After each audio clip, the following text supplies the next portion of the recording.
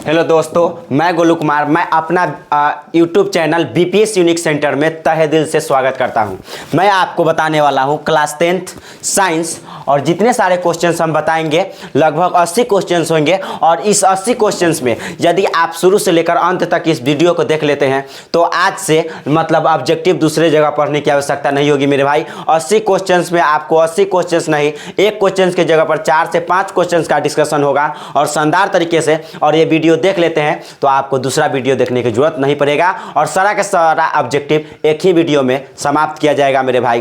तो ये थोड़ा सा क्लास लंबा होगा और लंबा होगा उससे कोई फर्क नहीं पड़ता है, लेकिन कंटेंट जो होगा सारा का सारा सही दिया जाएगा मेरे भाई। तो ये वीडियो अगर पसंद आता है तो एक दूसरे के साथ शेयर करना और लाइक करना और सब्सक्राइब करना आप नहीं भूलिएगा मेरे भाई। ओके, तो ये वीडियो को स्टार्ट करते हैं, देखते हैं कि किस प्रकार से क्वेश्चंस पूछा है और सारा के सारा क्वेश्चंस को हम सॉल्यूशन करने की कोशिश करेंगे और करेंगे भी। ओके, तो चलिए हम वीडियो को स्टार्ट करते हैं मेरे भाई। ठीक है, ओके। तो यहाँ पर पहला क्वेश्चन है आपका कि गोलीय दर्पण के परावर्तक पृष्ठ, गोलीय दर्पण के परावर्तक पृष्ठ के वृत्ताकार सीमा रेखा का व्यास क्या कहलाता है। तो इसको ध्यान से देखा जाए क्या कहलाता है। हम थोड़ा सा इसको मार्कर ले लें। चलिए यहाँ पर इसको लगा लिया जाए, अब आएगा मजा। चलिए, गोलीय दर्पण के परावर्तक पृष्ठ के वृत्ताकार सीमा रेखा का व्यास क्या कहलाता है। तो आप इसको कहिएगा ये क्या कहलाता है, तो गोलीय दर्पण का द्वारा कहलाता है। कैसे पता चलेगा मेरे भाई, कैसे पता चलेगा, पहले इस बात को समझिए। करा गोलीय दर्पण के परावर्तक पृष्ठ के वृत्ताकार सीमा रेखा, कोई एक गोलीय दर्पण लिया जाए, इसका जो वृत्ताकार ये वृत्ताकार है। सीमा रेखा कहने का मतलब ये सीमा रेखा का व्यास, ये क्या कहलाता है। तो आप कहिएगा व्यास कहलाता है। क्या कहलाता है मेरे भाई, गोलीय दर्पण का द्वारा कहलाता है। क्या कहलाता है, व्यास, ये गोलीय दर्पण का द्वारा कहलाता है। ओके, और प्रधान अक्ष आप जान ले कि प्रधान अक्ष क्या होता है मेरे भाई। तो प्रधान अक्ष के बारे में जान ले कि गोलीय दर्पण, एक गोलीय दर्पण लिया, इसके मध्य बिंदु से होकर जाने वाली रेखा को, गोलीय दर्पण के मध्य बिंदु से होकर जाने वाली रेखा को प्रधान अक्ष कहा जाता है। गोलीय दर्पण के मध्य बिंदु से होकर जाने वाली रेखा को प्रधान अक्ष कहा जाता है। अगर आप कहते हैं कि वक्रता त्रिज्या क्या होगा मेरे भाई, तो वक्रता त्रिज्या बोले तो आर, वक्रता त्रिज्या बोले तो आर, और आर बराबर फॉर्मूला होता है F/2।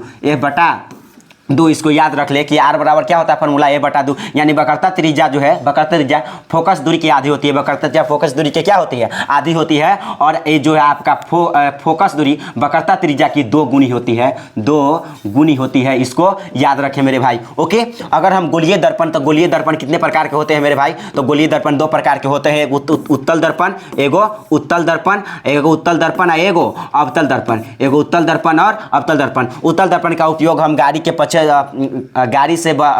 के जो प्रतिबिंब, जैसे हम पीछे की वस्तु को देखने के लिए हम उत्तल दर्पण का उपयोग करते हैं। और अवतल दर्पण, हेडलाइट में अवतल दर्पण लगा होता है, इसको याद रखिएगा। और अपनी सेविंग दर्पण पे, हजामती दर्पण में, सेविंग दर्पण में अवतल दर्पण का उपयोग करते हैं। ओके, और हेडलाइट में भी किसका उपयोग करते हैं, अवतल दर्पण का उपयोग करते हैं। इससे यहाँ से क्वेश्चन बन सकता है मेरे भाई, आप इतना याद रखें। ओके, और गोलीय दर्पण बता दिए 2 प्रकार के। यहाँ से ऐसे दर्पण सामान्य तौर पर 2 प्रकार के होते हैं मेरे भाई, एक समतल दर्पण, एक गोलीय दर्पण, एक समतल दर्पण, एक गोलीय दर्पण। लेकिन समतल दर्पण क्या होता है, जिसका परावर्तक पृष्ठ समतल हो, उसको हम समतल दर्पण के नाम से जानते हैं। यानी कि आप अपने घर में जो यूज करते हो वो समतल दर्पण होता है। कौन सा दर्पण होता है मेरे भाई, समतल दर्पण। समतल दर्पण का उपयोग कहाँ कहाँ करते हैं, तो डाइनिंग टेबल में, मेकअप बॉक्स, डाइनिंग टेबल, ये सब में किसका उपयोग होता है, अपने घर में। ये सब में समतल दर्पण का उपयोग होता है। कौन से दर्पण के, तो समतल दर्पण का उपयोग होता है मेरे भाई। इसको याद रखें। इसका जो राइट आंसर हो जाएगा आपका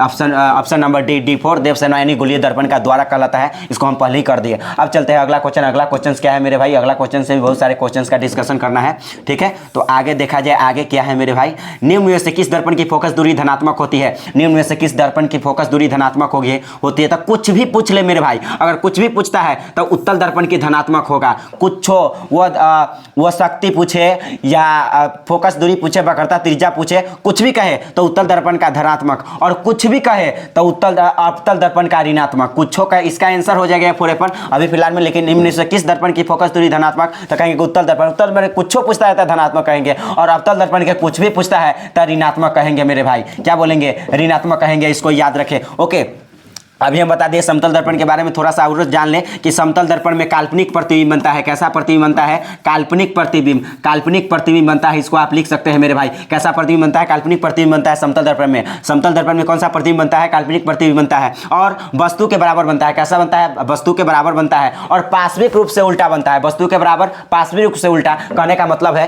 कि हम यदि दर्पण के सामने ऐसे खड़ा होते हैं तो वो पलट कर दिखाता है पार्श्विक रूप से उल्टा, और सीधा जैसे हम खड़ा है वैसे ही मतलब दर्पण में भी दिखाता है शीशा में, इसलिए सीधा होता है और पार्श्विक रूप से उल्टा होता है, वस्तु के बराबर बनता है। इसको याद रखें मेरे भाई। ओके, समतल दर्पण में इतना क्लियर है।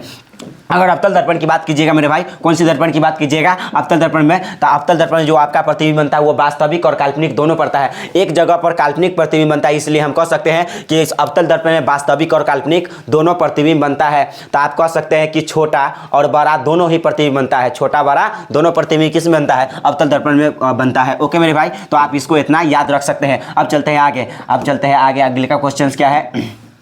आगे चलते हैं, आगे देख लिया जाए। पहले इस उत्तल दर्पण के बारे में जान लीजिए मेरे भाई। तो उत्तल दर्पण है, उत्तल दर्पण में कैसा प्रतिबिंब बनेगा? तो कहिएगा ये सीधा। उत्तल दर्पण में जो प्रतिबिंब बनता है, उत्तल दर्पण में कैसा प्रतिबिंब बनता है? सीधा। उत्तल दर्पण में प्रतिबिंब बनता है आपका सीधा। कैसा बनेगा? सीधा बनेगा और वस्तु से छोटा बनेगा। वस्तु से कैसा बनेगा? छोटा बनेगा। वस्तु से छोटा बनेगा। इसको यह सीधा बनेगा, वस्तु से छोटा बनेगा। काल्पनिक बनेगा कि वास्तविक? तो कहेंगे काल्पनिक। क्या बनेगा? काल्पनिक प्रतिबिंब बनेगा। इसको याद रखें, काल्पनिक प्रतिबिंब बनेगा। ओके, काल्पनिक। तो एक तो काल्पनिक दो गो में बन गया, एक समतल दर्पण में, एक उत्तल दर्पण में। केवल काल्पनिक, ठीक है। काल्पनिक का दूसरा नाम आभासी होता है मेरे भाई। और ये उत्तल दर्पण में जो प्रतिबिंब सीधा, वस्तु से छोटा, काल्पनिक। ओके, और इसका जो फोकस जो धनात्मक कर रहा था उत्तल दर्पण का, कुछ पूछे ऋणात्मक तो अवतल दर्पण का, धनात्मक पूछे तो उत्तल दर्पण का। ओके, अब चलते हैं आगे क्वेश्चन क्या है मेरे भाई, उसको देख लिया जाए। तो आगे है आपका क्वेश्चन, किस वर्ण यानी रंग का तरंग दैर्घ्य सबसे बड़ा होता है? तो किस रंग का तरंग दैर्घ्य सबसे बड़ा होता है मेरे भाई? लाल का होता है। ये कैसे याद रखिएगा? देखिए ट्रिक क्या है, यदि हम एक पट्टी ले, क्या ले? वर्णपट मतलब प्रकाश का वर्ण विक्षेपण कराने से, जैसे एक प्रिज्म ले लिए और यहाँ से प्रकाश का वर्ण विक्षेपण होगा, मतलब वर्ण विक्षेपण होगा, तो ये थोड़ा सा अपने मार्ग से विचलित हो जाएगा। अपनी मार्ग से क्या हो जाएगा? विचलित हो जाएगा। रुक जाइए, इसको थोड़ा अच्छा से बना दे। अपनी मार्ग से विचलित हो जाएगा। देखिए पहली बात, किस वर्ण का तरंग दैर्घ्य सबसे बड़ा होगा? तो फिलहाल इसका आंसर ए फॉर एप्पल हो जाएगा, मतलब लाल। लेकिन आपको देखिए एक प्रिज्म है, एक क्या है मेरे भाई? एक प्रिज्म है। यहाँ से आप श्वेत प्रकाश को गुजारिएगा तो कुछ इस प्रकार से होगा और ऐसे चला जाएगा। ओके, और इसमें ये 7 रंगों में बढ़ जाता है। कितने रंगों में बढ़ जाता है? 7 रंगों में। एक के रंग में नहीं बढ़ता है। कितने रंग में? 7 रंग में। ये जो एक यहाँ पर एक पट्टी प्राप्त होता है जिसे हम वर्णपट कहते हैं। वर्णपट में रंगों का क्रम क्या होता है इसे जान ले। वर्णपट में ये मान लीजिए कि वर्णपट है, वर्णपट में रंगों का क्रम कितना होता है? तब बैगनी, बैगनी, उसके बाद होता है आसमानी, उसके बाद क्या होता है? आसमानी, उसके बाद क्या होता है मेरे भाई? नीला, ठीक है। हरा, उसके बाद जो है आपका पीला, नाला, उसके बाद लास्ट में लाल। तो कहेंगे बैगनी, ट्रिक है, नाला। तो याद रखिएगा, बैगनी, आसमानी, नीला, हरा, पीला, नारंगी, लाल। ये जो है वर्णपट में रंगों का क्रम होता है। वर्णपट में रंगों का क्रम होता है। कहेगा सबसे अधिक किस करण का झुकाव होता है? तो झुकाव होता है बैगनी का। सबसे अधिक झुकाव किसका होता है? बैगनी का। देखिए 3 चीजें पूछेगा तो मारिएगा लाल आंसर। जैसे मैं सबसे अधिक तरंग दैर्घ्य पूछा था लाल, सबसे अधिक तरंग दैर्घ्य क्या क्या पूछेगा? तो मेरे भाई यदि हम आपको बता दें कि तरंग दैर्घ्य, अगर आपको वेग पूछेगा, वेग पूछेगा, तरंग दैर्घ्य क्या पूछेगा? तरंग दैर्घ्य पूछेगा, वेग पूछेगा, तरंग दैर्घ्य पूछेगा। और आपसे पूछ दे यदि चाल कहेगा, तो 3 चीजें, वेग, तरंग दैर्घ्य, चाल। सबसे अधिक किसका होता है? लाल का। बाद बाकी कुछ पूछे सब बैगनी का होगा। ओके, इसको आप याद रख सकते हैं मेरे भाई। ओके, तो अब हम चलते हैं आगे। आई होप आप लोग इस क्वेश्चन को समझ गए होंगे। अब चलते हैं आगे। अब बताइए सबसे अधिक झुकाव किसका होगा? बैगनी का। सबसे अधिक अपवर्तनांक कितना होगा? सबसे अधिक अपवर्तनांक बैगनी का। सबसे अधिक विचलित कौन होगा? बैगनी होगा। सबसे अधिक प्रकीर्णन किसका होगा? बैगनी होगा। बाद बाकी कुछों का है सबसे अधिक, मतलब तीन चीज देखिए, वेग, तरंग, दैर्ध्य, चाल, सबसे अधिक लाल का, बाद बाकी कुछो कहे तो सबसे अधिक किसका होगा, बैगनी का। झुकाव सबसे अधिक, अपवर्तनांक सबसे अधिक बैगनी का, उसके बाद प्रकीर्णन सबसे अधिक बैगनी का, ठीक है, विचलन सबसे अधिक बैगनी का, इसको याद रखें। ओके, अब चलते हैं आगे। आगे क्या है मेरे भाई, आगे क्वेश्चंस देख लिया जाए। आगे क्वेश्चन देखिए, इसमें प्राथमिक रंग पूछता है मेरे भाई। प्राथमिक रंग होता है कौन कौन, तो आपको हम ट्रिक दे दे। प्राथमिक रंग RBG, ये प्राथमिक रंग है। कौन सा रंग है मेरे भाई, प्राथमिक रंग है। पूरे धुआं धुआं कर देना है साइंस का। ओके, तो ये प्राथमिक रंग है। रेड, रेड बोला लाल, नीला, हरा, लाल, नीला, हरा, ये प्राथमिक रंग होता है, इसको याद रखें। अब हम चलते हैं आगे। आगे चलते हैं, इसको क्लीन करके आगे चल लिया जाए। आगे क्या है मेरे भाई, आगे भी क्वेश्चन देखा है। किसी वस्तु का प्रतिबिंब आँख के किस भाग पर पड़ता है, तो बताइए किस भाग पर पड़ता है मेरे भाई, रेटिना पर बनता है। इस पर रेटिना पर कैसा प्रतिबिंब बनता है, तो कहेंगे वास्तविक बनता है। कैसा बनता है, वास्तविक, वास्तविक, उल्टा, वास्तविक, उल्टा। रेटिना पर कैसा प्रतिबिंब बनता है, वास्तविक, उल्टा, छोटा, वस्तु से छोटा, वस्तु से छोटा, वास्तविक, उल्टा, वस्तु से छोटा। और ये आइरिस का क्या काम है मेरे भाई, इसका फिलहाल आंसर क्या हो जाएगा, ये फॉर एवर। यहाँ आइरिस का क्या काम है मेरे भाई, तो आंख में जाने वाली प्रकाश की किरण को नियंत्रित करता है। आंख में जाने वाली प्रकाश को किरण को कौन नियंत्रित करता है, आइरिस करता है। कॉर्निया क्या है, तो आंख की सबसे बाहरी परत कॉर्निया होती है। इसको हम नेत्रदान में इसी का उपयोग करते हैं, कॉर्निया का उपयोग करते हैं मेरे भाई। इससे क्वेश्चंस क्या क्या आ सकता है, इससे क्वेश्चंस क्या क्या आ सकता है, तो मेरे भाई आपसे अगर क्वेश्चंस आ सकता है कि बताइए कि प्रकाश की किरण को कौन नियंत्रित करता है, तो आइरिस करता है। ओके, और कॉर्निया, जैसे नेत्रदान में कॉर्निया का उपयोग कर रहे हैं। रेटिना, रेटिना पर वस्तु का, किसी वस्तु का प्रतिबिंब कैसा, वास्तविक, उल्टा और छोटा बनता है। और कहाँ पर प्रतिबिंब बनता है, तो रेटिना या दृष्टि पटल पर बनता है। रेटिना या दृष्टि पटल पर किसी भी वस्तु का प्रतिबिंब बनता है मेरे भाई, इसको याद रखें। अब चलते हैं आगे, ठीक है। आगे देखा जाए तो आगे क्या होगा, आगे क्या होगा इसके बारे में बात करते हैं। अगले का जो क्वेश्चन है आपका मेरे भाई, निम्नलिखित में से किस माध्यम में प्रकाश की चाल सबसे अधिक होती है। निम्नलिखित में से किस माध्यम में प्रकाश की चाल सबसे अधिक होती है, तो निर्वात में प्रकाश की चाल सबसे अधिक होती है। कितना होती है, 3 × 10 के पावर 8 मीटर पर सेकेंड। 3 × 10 के पावर 8 मीटर पर सेकेंड होती है, इसको जरूर याद रखें। ओके मेरे भाई, अब चलते हैं आगे।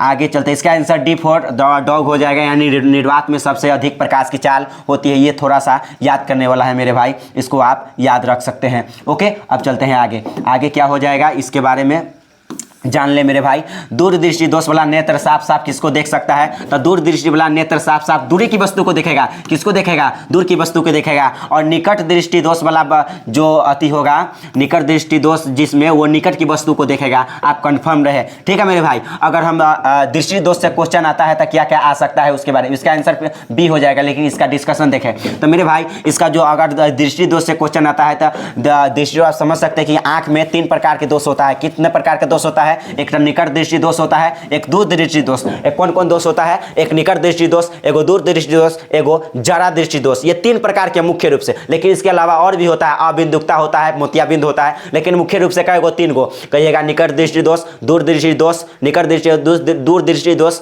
और एक क्या बोले जरा दृष्टि दोष। तो मेरे भाई निकट, अगर आपसे क्वेश्चन आता है, यदि आप इससे क्वेश्चन आता है कि बताइए दूरदृष्टि दोष का उपचार किसके, कौन सा लेंस के द्वारा, तो उत्तल लेंस के द्वारा। कौन सी लेंस, उत्तल लेंस द्वारा करते हैं। देखिए छोटा शब्द छोटा आंसर, छोटा शब्द छोटा आंसर, इसको याद रखें। उसके बाद आपसे पूछते मेरे भाई निकट दृष्टि दोष, कौन सा दोष, निकट दृष्टि दोष की बात कर ले तो निकट दृष्टि दोष का निवारण कौन सा लेंस, तो कहेंगे अवतल लेंस। कौन सा लेंस, अवतल लेंस, इसको याद रखिए, अवतल लेंस, अवतल लेंस। देखिए बड़ा शब्द बड़ा आंसर, निकट 3 गो अक्षर, मतलब बड़ा शब्द हो गया बड़ा आंसर, और दूर छोटा शब्द छोटा आंसर, उत्तल लेंस, ठीक है, इसको याद रखें। और यदि अबिंदुकता पूछता है, क्या पूछता है मेरे भाई, अबिंदुकता,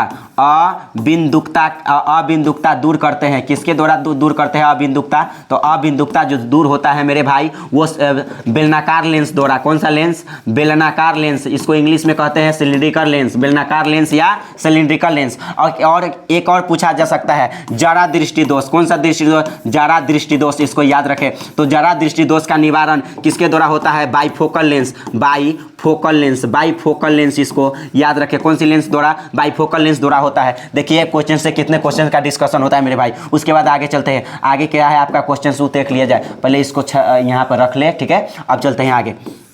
आगे क्या होगा मेरे भाई, एक अभिसारी किरण पुंज समतल दर्पण पर आपतित होती है। क्या होती है? एक अभिसारी किरण पुंज समतल दर्पण पर आपतित होती है तब परिवर्तित किरण। सबसे पहले आप समझ ले, अभिसारी किरण पुंज कह रहा है। अभिसारी किरण पुंज मतलब एक जगह पर इकट्ठा होगा। मान लीजिए कि यहाँ से पहले जा रहा है, कहाँ से जा रहा है, यहाँ से पहले ऐसे गया, ठीक है, ऐसे गया, तो भाई ये अभिसारी कर रहा है मतलब इकट्ठा होगा। क्या होगा? इकट्ठा होगा। आप याद रखें, आपका जो प्रतिबिंब बनेगा यहाँ पर, तो कह रहा है कि आगे एगो क्या लगा दिया जाए, कह रहा है क्वेश्चन में कि यदि जो है, यदि आगे एक समतल दर्पण को लगा दिया जाए, मान लिया कि यहाँ पर समतल दर्पण है, तो कह रहा है परिवर्तित किरण पुंज क्या होगा, जब इधर से टकराएगा ना तो जैसा था वापस फिर इसी माध्यम में देखिए लौटता हुआ प्रतीत होगा, तो एक दूसरे के ये क्या हो जाती है, समांतर हो जाती है। क्या हो जाएगी? समांतर हो जाएगी मेरे भाई। इसलिए इसका आंसर क्या हो जाएगा? समांतर। Option number B for Baahubali, समांतर। ठीक है, एक अभिसारी किरण पुंज समतल दर्पण पर आपतित होती है तो परिवर्तित किरण पुंज क्या होगा? तो समांतर होगा। इसको जरूर याद रखें मेरे भाई। अगर आपसे पूछा जा सकता है, बताइए कि अभिसारी लेंस किसे कहते हैं? अभिसारी लेंस, तो अभिसारी लेंस की बात कर ले। अभिसारी लेंस किसको कहते हैं? तो अभिसारी लेंस जो है हम उत्तल लेंस को कहते हैं। कौन सी लेंस को कहते हैं? उत्तल लेंस। और अपसारी लेंस किसको कहते हैं? तो अवतल लेंस को कहते हैं। इसको याद रखें। कौन से लेंस को? अवतल लेंस को अपसारी कहा जाता है, क्योंकि यह प्रकाश को, किरण को फैला देता है और उत्तल प्रकाश की किरण को इकट्ठा कर देता है। इसलिए अब अभिसारी कहने का मतलब प्रकाश की किरण को इकट्ठा करना, और अपसारी कहने का मतलब है प्रकाश की किरण को फैला देना मेरे भाई। इसको याद रखें। अब चलते हैं अगला क्वेश्चन क्या हो सकता है मेरे भाई, उसके ऊपर हम निर्भर करते हैं। अगला क्वेश्चन क्या हो सकता है, तो अगला क्वेश्चन देखें मेरे भाई, ये हो गया। उसके बाद एक प्रिज्म से एक वर्णी किरण गुजरे तो इसका क्या नहीं होगा? तो इसका अपवर्तन नहीं होगा। क्या नहीं होगा? अपवर्तन नहीं, वर्ण विक्षेपण नहीं होगा। Option number C for cat. यानी एक प्रिज्म से एक वर्णी किरण, मान लीजिए कि एक प्रिज्म है, एक क्या है मेरे भाई, एक प्रिज्म है, एक प्रिज्म से एक वर्णी किरण। एक वर्णी किरण करने का मतलब हम श्वेत गुजारते तब ना 7 रंगों में विभक्त होता तो प्रकाश का वर्ण विक्षेपण होता। ये नहीं ना कह रहा है कि श्वेत प्रकाश की किरण को गुजार दो, ये सिर्फ क्या कह रहा है मेरे भाई कि एक वर्णी किरण। तो एक वर्णी किरण तो कोई भी हो सकता है, वो लाल नीला कुछ भी ले सकते हैं। ऐसा थोड़ी कि लाल को गुजार देंगे तो 7 रंग में विभक्त हो जाएगा, या प्रकाश के या जो है घटना प्रकाश का वर्ण विक्षेपण कहलाएगा। ये गलत हो जाएगा। अगर यहाँ श्वेत लगा देता तो वर्ण विक्षेपण जो है इसका मतलब आंसर सही हो सकता था, लेकिन करा इसका क्या नहीं होगा? तो वर्ण विक्षेपण नहीं होगा। इसको याद रखें। अगर कहता कि क्या होगा, तब अगर कहता कि क्या नहीं होगा तो वर्ण विक्षेपण नहीं होगा। श्वेत कहता तब वर्ण विक्षेपण होता। ठीक है मेरे भाई, इसको याद रखें। यदि हम विचलन के बारे में आप जान ले, विचलन क्या होता है? यदि कोई प्रकाश अपने मार्ग से थोड़ा सा विचलित हो जाता है तो विचलन कहलाता है मेरे भाई। अपवर्तन के बारे में समझे। अपवर्तन के बारे में, कोई भी चीज ऊपर उठा हुआ दिखाई देता है अपवर्तन की वजह से। जैसे सिक्का में, पानी में सिक्का ऊपर उठा हुआ प्रतीत होता है। सूर्य जो है सुबह में अपनी वास्तविक ऊंचाई से थोड़ा ऊपर उठा हुआ प्रतीत होता है अपवर्तन की वजह से। मतलब ऊपर उठा हुआ प्रतीत होगा अपवर्तन की वजह से। जैसे ये एक कंटेनर में रखे हुए जो ये कलम है टेढ़ा दिखाई देती है, ये अपवर्तन की वजह से। इसको याद रखें मेरे भाई। ओके, अब हम चलते हैं आगे। और भी क्वेश्चन हो सकता है मेरे भाई कि और भी क्या क्वेश्चन पूछ सकता है कि देखिए, सूर्य सुबह में लाल दिखाई देता है, शाम में लाल दिखाई देता है प्रकीर्णन की वजह से। किसकी वजह से? प्रकीर्णन की वजह से। आकाश नीला प्रतीत होती है प्रकीर्णन की वजह से। इसको याद रखें, जितना भी बोल रहे हैं उसको याद रखें मेरे भाई। ओके, अब हम चलते हैं आगे जो क्वेश्चन है उसके ऊपर बात करते हैं। आगे क्वेश्चन है, वायु में कांच के उत्तल लेंस की वायु में शक्ति क्या होती है? अभी हम बोले हैं कि उत्तल लेंस के कुछ भी कहे तो कहेंगे धनात्मक। उत्तल लेंस के कुछ भी कहेंगे धनात्मक। अवतल लेंस के कुछ भी कहेंगे ऋणात्मक। ओके, तो ये हो गया उत्तल लेंस के बारे में। वायु में शक्ति कहती है धनात्मक होगा। ओके मेरे भाई, अब चलते हैं आगे आपका क्या क्वेश्चन है उसके बारे में देख लिया जाए। जल की एक गोलीय बूंद में व्यास के अनुदिश आपतित किरण का कितनी बार अपवर्तन होता है? तो मेरे भाई आपतित किरण का कितनी बार अपवर्तन? तो 2 बार अपवर्तन, 2 बार परावर्तन। इसको याद रखें। ये इंद्रधनुष भी बनता है तो इसी प्रकार से बनता है। इंद्रधनुष में प्रकाश का जो है 2 बार परावर्तन, 2 बार अपवर्तन, 1 बार पूर्ण आंतरिक परावर्तन होता है मेरे भाई। तो कितने बार अपवर्तन होगा? तो 2 बार अपवर्तन होगा, और 2 बार परावर्तन भी होता है, और 1 बार पूर्ण आंतरिक परावर्तन होता है। इसको याद रखें मेरे भाई। ठीक है, इस क्वेश्चन पूछता है मेरे भाई। ठीक है, और इसमें अब चलते हैं आगे जी, क्या क्या क्वेश्चंस। अब बर्तन के बारे में तो समझ गए, अब बर्तन के बारे में समझ गए मेरे भाई। एक माध्यम से जब दूसरे माध्यम में प्रकाश जाती है अपनी मार्ग से विचलित हो जाती है, यही अपवर्तन कहलाता है। इसको याद रखें मेरे भाई। अब चलते हैं आगे, ठीक है, इसको अब आगे चलते हैं। अब इसके बहुत सारे क्वेश्चन है, बहुत सारे क्वेश्चन का डिस्कशन कराएंगे, लास्ट में भी धुआं कर देंगे, इसलिए वीडियो में बने रहे अच्छे से, ठीक है मेरे भाई। और आगे देखिए, इसमें कह रहा है स्विच लगाए जाते हैं, तो कहाँ लगाए जाते हैं स्विच मेरे भाई? तो गर्म तार में लगाए जाते हैं। कहाँ लगाए जाते हैं? गर्म तार में लगाए जाते हैं। इसका रंग कैसा होता है? रंग होता है लाल। और इसका रंग कैसा होता है ठंडा तार का? इसका रंग होता है काला। इसका रंग कैसा होता है? काला। और भू संयोजित तार का रंग कैसा होता है? हरा। कैसा होता है? हरा। इसको याद रखें मेरे भाई, ठीक है। स्विच लगाए जाते हैं गर्म तार में। कहाँ स्विच लगाया जाता है? गर्म तार में। इसको याद रखें मेरे भाई, ओके। अब हम चलते हैं आगे, अगले का क्वेश्चन क्या है उसके ऊपर हम देखते हैं। अब आगे क्वेश्चन से आपका मेरे भाई जूल बटा कुलाम कहलाता है। तो जूल बटा कुलाम क्या कहलाता है? तो जूल बटा कुलाम है, तो जूल बटा कुलाम आपका वोल्ट कहलाता है। जूल बटा कुलाम आपका क्या कहलाता है मेरे भाई? वोल्ट कहलाता है। जूल बटा कुलाम क्या कहलाता है? वोल्ट कहलाता है। वाट क्या होता है? तब शक्ति का ऐसा ही मात्रक होता है। शक्ति का ऐसा ही मात्रक क्या होता है? वाट होता है मेरे भाई। ओम किसका ऐसा ही मात्रक होता है? ओम प्रतिरोध का ऐसा ही मात्रक होता है। ओम प्रतिरोध का ऐसा ही मात्रक होता है, इसको याद रखें। एम्पियर क्या होता है? एम्पियर विद्युत धारा का ऐसा ही मात्रक होता है। विद्युत धारा का ऐसा ही मात्रक एम्पियर होता है। विद्युत धारा की माप किससे की जाती है? माप, तब मेरे भाई माप किससे की जाती है? इसको याद रखें। माप जो होता है एमीटर से होता है। माप किससे की जाती है विद्युत धारा की? एमीटर से। यदि हम बात करें वोल्ट में, विभवांतर की माप किससे होती है? वोल्ट मीटर से। विभवांतर मापा जाता है किससे? वोल्ट मीटर से। वोल्ट मीटर से इसको याद रखें। वोल्ट मीटर से मापा जाता है विभवांतर को। और विभवांतर का ऐसा ही मात्रक क्या होता है? वोल्ट होता है। विभवांतर का ऐसा ही मात्रक क्या होता है? वोल्ट होता है। विभव का ऐसा ही मात्रक क्या होता है? वोल्ट होता है। यदि आपसे पूछ दे प्रतिरोधकता का ऐसा ही मात्रक, किसका पूछ दे? प्रतिरोधकता का ऐसा ही मात्रक पूछ दे मेरे भाई, प्रतिरोधकता का ऐसा ही मात्रक, तो प्रतिरोधकता का ऐसा ही मात्रक होता है ओम मीटर। क्या होता है? ओम मीटर। इसको याद रखें। जितना भी लिखे उसको दिमाग में सेट करते जाइए, या तो नोट अपने निकालिए और लिखते जाइए। एक ही वीडियो में सारा का सारा साइंस अच्छे से समझ में आना चाहिए मेरे भाई। हम मैक्सिमम कोशिश कर रहे हैं कि समझ में आ जाना चाहिए। इसका आंसर आपको हम बता दिए कि जूल बटा कूलम क्या होगा? वोल्ट होगा। अब इसमें क्वेश्चंस पे और भी डिस्कशन देखिए, और भी डिस्कशन क्या हो सकता है? एम्पियर की बात कह रहा है, एम्पियर की बात, तो हम बता दें कि इसका तब बता दिए कि ऐसा ही मात्रक क्या होता है विद्युत धारा के, ऐसा ही मात्रक है, ओके। और एम्पियर का आपसे क्वेश्चन पूछा जा सकता है, 1 एम्पियर बराबर क्या होता है? 1 एम्पियर बराबर क्या होता है? तो 6.25 into 10 to the power 18 electron per second होता है। तो बताइए 1 एम्पियर बराबर क्या होता है? 6.25 into 10 to the power 18 electron per second होता है। इसको याद रखें। फिर और भी क्वेश्चन पूछा जा सकता है मेरे भाई कि बताइए 1 मिली एम्पियर बराबर क्या होता है? 1 मिली एम्पियर बराबर क्या होता है? तो कहिएगा 10 के पावर -3 एम्पियर होता है। 10 के पावर कितना होता है? -3 एम्पियर होता है। फिर आपसे क्वेश्चन पूछा जा सकता है कि 1 माइक्रो एम्पियर बराबर क्या होता है? 1 माइक्रो एम्पियर बराबर होता है 10 के पावर -6 एम्पियर। 10 के पावर कितने? -6 एम्पियर। ये भी क्वेश्चन पूछा जाता है मेरे भाई, इसको याद रखें। अगर आपसे पूछता है, यदि आपसे पूछता है कि 1 यूनिट बराबर क्या होगा? 1 यूनिट बराबर क्या होगा? तो आप याद रखें 3.6 into 10 to the power 6 joule के बराबर होता है 1 यूनिट। और 1 यूनिट ये ऊर्जा का व्यापारिक मात्रक होता है। और ऊर्जा का व्यापारिक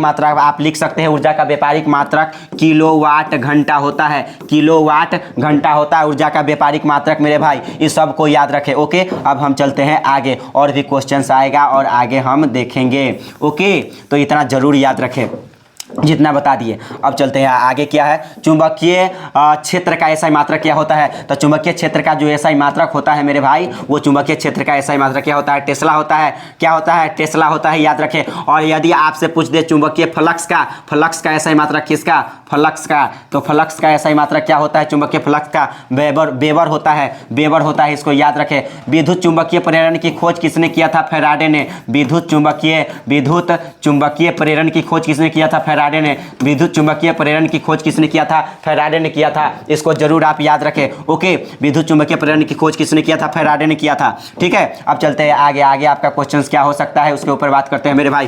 तो आगे चला जाए, विद्युत घंटी विद्युत धारा के किस प्रभाव पर निर्भर करता है? विद्युत घंटी विद्युत धारा के किस प्रभाव पर निर्भर करता है? इसके बाद में समझे, विद्युत घंटी ये विद्युत धारा की चुंबकीय प्रभाव पर निर्भर करता है। क्या क्या है विद्युत घंटी के बारे में? एक तो हो गया चुंबकीय प्रभाव, समझ गए? तो क्या क्या होगा? पहली बात, विद्युत घंटी चुंबकीय प्रभाव पर कौन कौन आधारित है? चुंबकीय प्रभाव पर आधारित उपकरण का नाम देख लीजिए। जैसे आपसे पूछा जा सकता है गैल्वेनोमीटर, क्या पूछेगा? गैल्वेनोमीटर पूछे, ठीक है। विद्युत घंटी पूछे, विद्युत घंटी पूछे, गैल्वेनोमीटर पूछे, एमीटर पूछे, क्या पूछे? एमीटर पूछे, ठीक है। पंखा पूछे, क्या पूछेगा?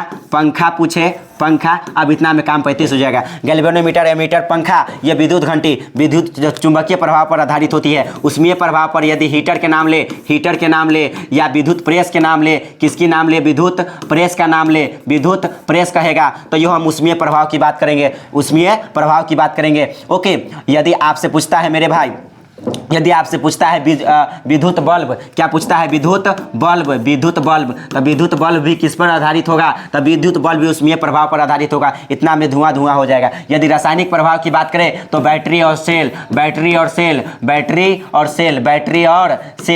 और सेल किस पर आधारित होता है? रासायनिक प्रभाव पर आधारित होता है मेरे भाई। इसको याद रखें। अब चलते हैं आगे। इतना ही क्वेश्चन में समझ आ जाएगा। अब इससे क्वेश्चन नहीं छूटने वाला, इससे क्वेश्चन आएगा था। ओके, अब चलते हैं आगे। आगे क्वेश्चन क्या कहता है आपका? आगे जो क्वेश्चन कर रहा है, डायनेमो बदलता है, डायनेमो बोले तो जनरेटर, डायनेमो बोले तो क्या होता है? जनरेटर। और जनरेटर जो है यांत्रिक ऊर्जा को विद्युत ऊर्जा में बदलता है। जनरेटर क्या करता है? यांत्रिक ऊर्जा को विद्युत ऊर्जा में बदलता है। जैसे हम यांत्रिक पहले चलाते हैं ना, तो पहले हमारा तो शक्ति लगता है। जैसे जनरेटर भी तो क्या है? एक यंत्र है। तो यांत्रिक ऊर्जा को किस में बदल देता है? ट्रांसफर कर, बल्ब बढ़ जाता है तो यांत्रिक ऊर्जा को विद्युत ऊर्जा में बदल देता है। यदि आपको विद्युत ऊर्जा को यांत्रिक ऊर्जा में बदलने के लिए बोलेगा तो आप कहिएगा मेरे भाई विद्युत मोटर। क्या कहिएगा? विद्युत